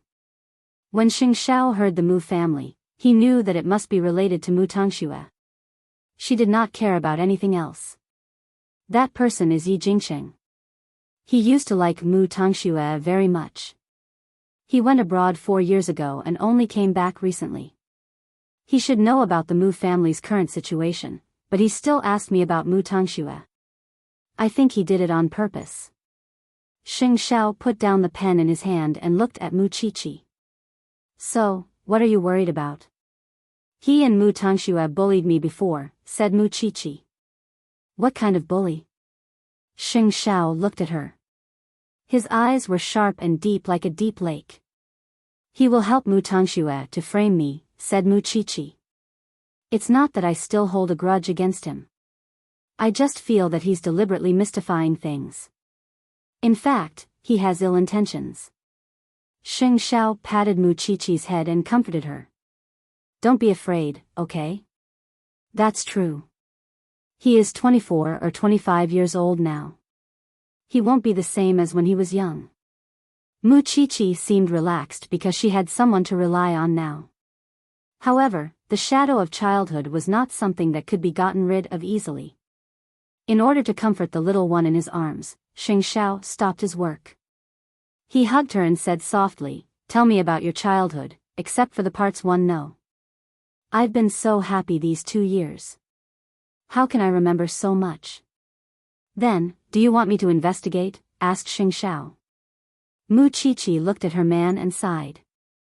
She leaned on Xing Xiao and said, I don't remember how old I was then.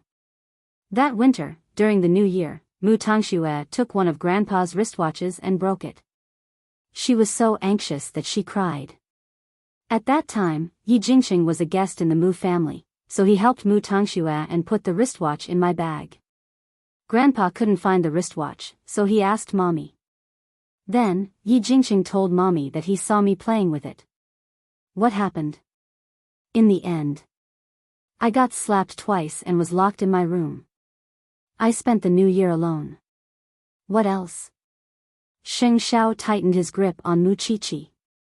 Also, in the swimming pool at home, Mu Tangxue asked Yi Jingqing to teach her how to swim. So, she grabbed me as a demonstration and pressed me into the water. What else? Also, on Grandpa's birthday, he locked me in school. In the end, I came home late and was scolded for having sex with my classmates outside. I knelt in the living room for the whole night. That's enough. After hearing that, Xing Xiao felt that it was enough. Even so, that scum still dared to deliberately target Xiao Qi, Perhaps he just didn't want to see the sun tomorrow. Your fear of him now comes from the shadow of your childhood. But idiot, that's all in the past. You're not who you used to be. Are you afraid of being bullied? Are my people for others to bully? It was just that the sudden appearance of this person reminded him of the past. Mu Qiqi thought that she certainly didn't need to be afraid.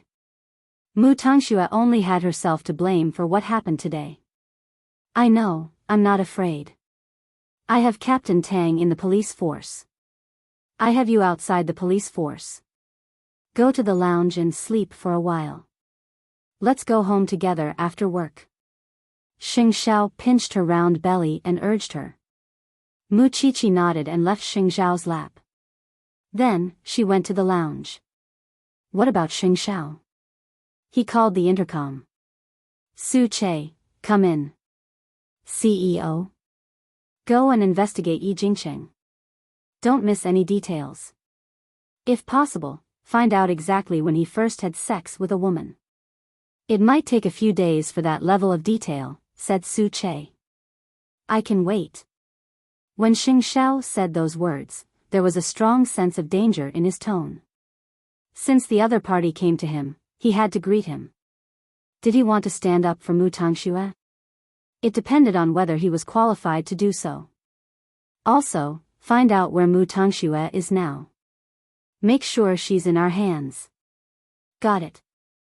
It was not hard to imagine how Mu Qiqi spent the past 17 years before she met him. He did not pursue the matter because Xiao Qi had undergone a major change in the past 2 years. But now, she came to him on her own accord. She was asking for it. In the afternoon, at the police station. The forensic report showed that the victim did not commit suicide. Instead, he was pushed down from the rooftop. Since it was a homicide, the case would be taken over by the Major Crimes Unit. The Yi family was very cooperative. After all, it happened in their own house. They hoped that the police could solve the case as soon as possible. Since he is Mu Chichi's old acquaintance, it should be easier for him to go to the Yi family. But Feng Shanshan shook her head. However, Feng Shanshan shook her head. Don't count on Xiao Qi for this. Her relationship with the Yi guy is definitely not good. If that's the case, we can't force her, said the professor. Just then, Tang Yan entered the laboratory with his injury. I'm here to get the autopsy report. The cause of death was a fall. But he was tied up before he died. There are different degrees of strangulation marks on his neck and wrists. The time of death was between 5 and 7 in the morning. The child was 21 years old, in the prime of his youth. He was a university graduate. As for whether he was drugged or not, we can only tell you after the autopsy.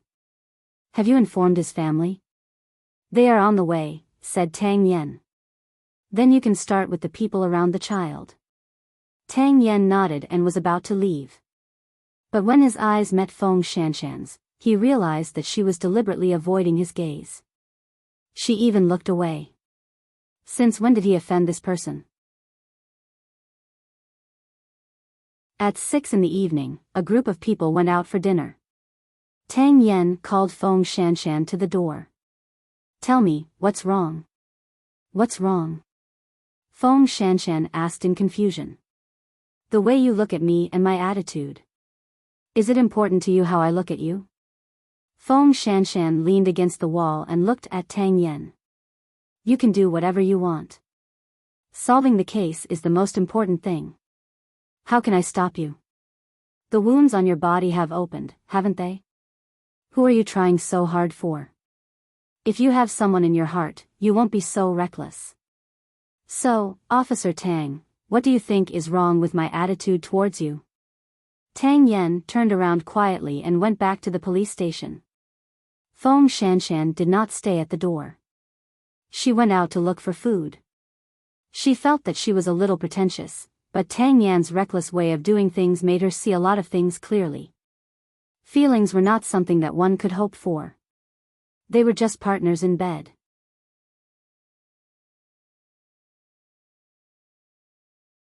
Chapter 606. She was worried, but she was not in the position to care. This made Feng Shanshan very uncomfortable. In addition, Tang Yan did not care about his own body. Feng Shanshan almost exploded, especially when she saw the blood on his shoulder. After dinner, Feng Shanshan returned to the police station. Seeing that Tang Yan was eating in the station, she took a detour. However, Tang Yan reached out and pulled her to sit beside him. What are you doing? Someone saw us. They're all out, Tang Yan said. What do you want to say to me? Just say it. Feng Shanshan rolled her eyes. She was actually more worried about being seen by passers-by.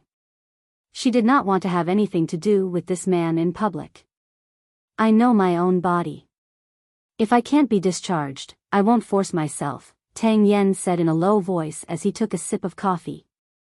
So, was this his explanation? Who cares about you?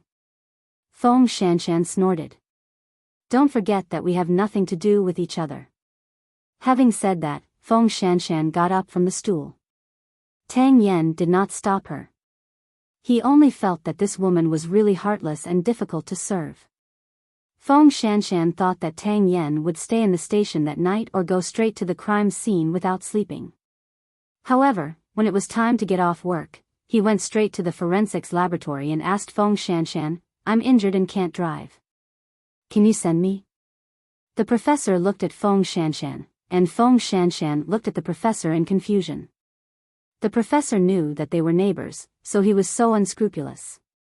If you can't drive, you should go to the hospital.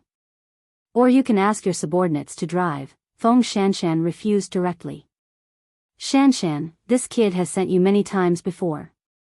What's wrong with you sending him once? I just don't want to. Tang Yen did not say anything. He turned around and walked out. He really found his subordinates and drove the off-road vehicle home. What's wrong with you two? The professor was a little confused. Weren't you good before? No matter what, you're colleagues who care for each other. I just don't like him. Feng Shanshan rolled her eyes. It was not until 10 o'clock that she went home. However, when she reached the door, she hesitated. Should she knock on the door? In the end, Tang Yen sent her a text message. If you're not going home, at least tell me where you went. Open the door. After hesitating for a long time, Feng Shanshan still typed these 2 words. Tang Yen opened the door for her half-naked. The gauze on his shoulder was soaked in blood, which made Feng Shanshan very angry. What are you angry about? Tang Yen returned to the living room, sat on the sofa, and looked at Feng Shanshan. I don't like cold wars, and I don't like inexplicable anger. You can make things clear. There's no need to keep mocking me. That's who I am, Feng Shanshan said bluntly. Shanshan, this was the first time Feng Shanshan heard Tang Yen call her that. Feng Shanshan took a deep breath and entered the room first. She closed the door and calmed herself down. I'm just very confused. I don't know why I'm angry at you. I knew it had nothing to do with you, but when I heard that you were injured, I ran faster than anyone else. You took a bullet yesterday and came to work today. Are you some kind of Iron Man? Aren't you afraid that others will worry about you? I'm not in any position to ask you, so I might as well keep my distance from you. At least this way, I won't be angry. After saying that, Feng Shanshan was about to go to the bedroom, but when she passed by Tang Yen, he grabbed her wrist. What you said is too complicated. I don't understand. You. Tang Yen lowered his head and kissed Feng Shanshan's lips. He sucked on them and let go after a while. Feng Shanshan's face was red, but she could smell the medicine on Tang Yan's body. Let go of me. If you say it in a simpler way, I can answer an important question for you. Was this an exchange? Feng Shanshan laughed self-deprecatingly, but she still simplified her meaning seriously. I want to control you, but I don't have the right to do so. I don't want to be your girlfriend, so I'm angry at myself and take it out on you. Do you understand now? I'll let you control me. I don't want the right. Isn't that weird? Feng Shanshan thought about it carefully after listening to him. Are you going to do something about it? Will you really listen? Feng Shanshan narrowed her eyes. She was a little doubtful. No, very doubtful. I'll try my best. After hearing Tang Yan's words, Feng Shanshan was in a good mood. That's what you said. Tang Yan looked at Feng Shanshan seriously. It was a tacit agreement. Then what do you want to do now? Take a shower. But it's not convenient for my hands, and I'll touch my wound. Go in, strip and wait. Feng Shanshan pushed him to the bathroom. I'll change. I'll be right there. In fact, Feng Shanshan thought that she was not involved in it. But she did not realize that at first, she just wanted a bed partner. But now, she had begun to be greedy and wanted to interfere with Tang Yan's life and care about his past. Although the two of them were not officially a couple, couldn't the people around them see that the two of them were a couple in name only? Only she was still deceiving herself. The next morning, Su Che sent news that he had searched the entire slum but could not find any news of Mu Tongxue. Although Su Che did not know who she was, he heard that she looked very similar to Mu Chichi. There's no trace of her life since a few months ago. And I'm sure that she was not taken away by the Yi family. So, Yi Jingxing thought that Shao Qi, was still hiding Mu Tongxue. Search for her, Xing Shao ordered. Xing Shao ordered, but investigate Yi Jingxing first.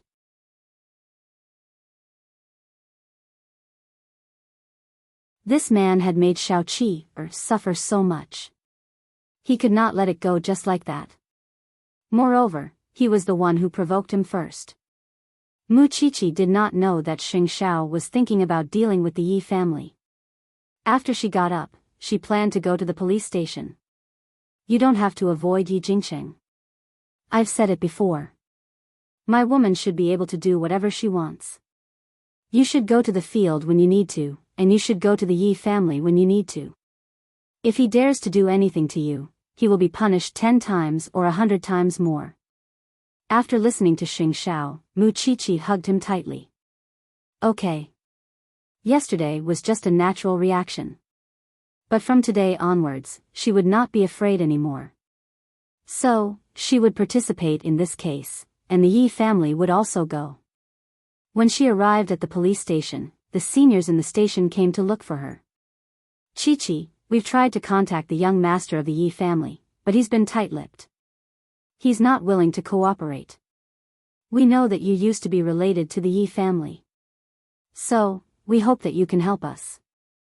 Feng Shanshan wanted to help Mu Qiqi, but Mu Qiqi said, okay, I got it. Are you sure?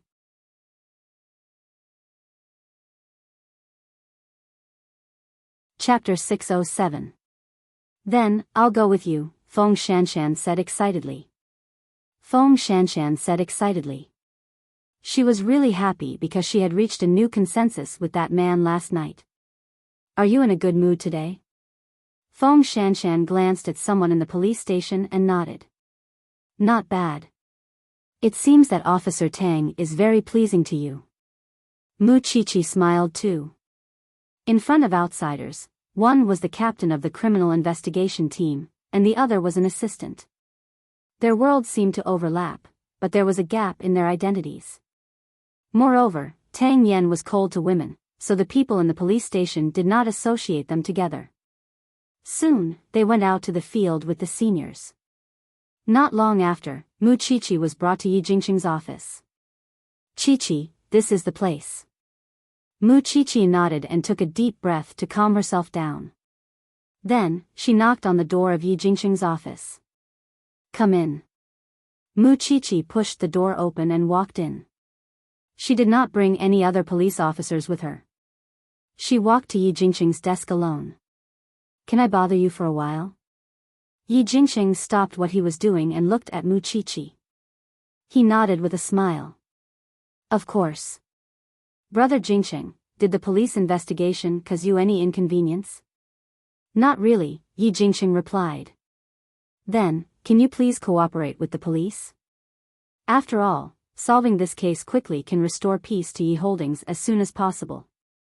Then, won't the time I see you be greatly reduced? Yi Jingqing smiled deeply. I was deceived by my parents when I went abroad for a few years. They said that you and your sister are living a happy life and don't need me to disturb you. So, I did not contact Tang Xue for a few years. But now that I'm back, I can't find her. Do you know where she is? He was still so strange.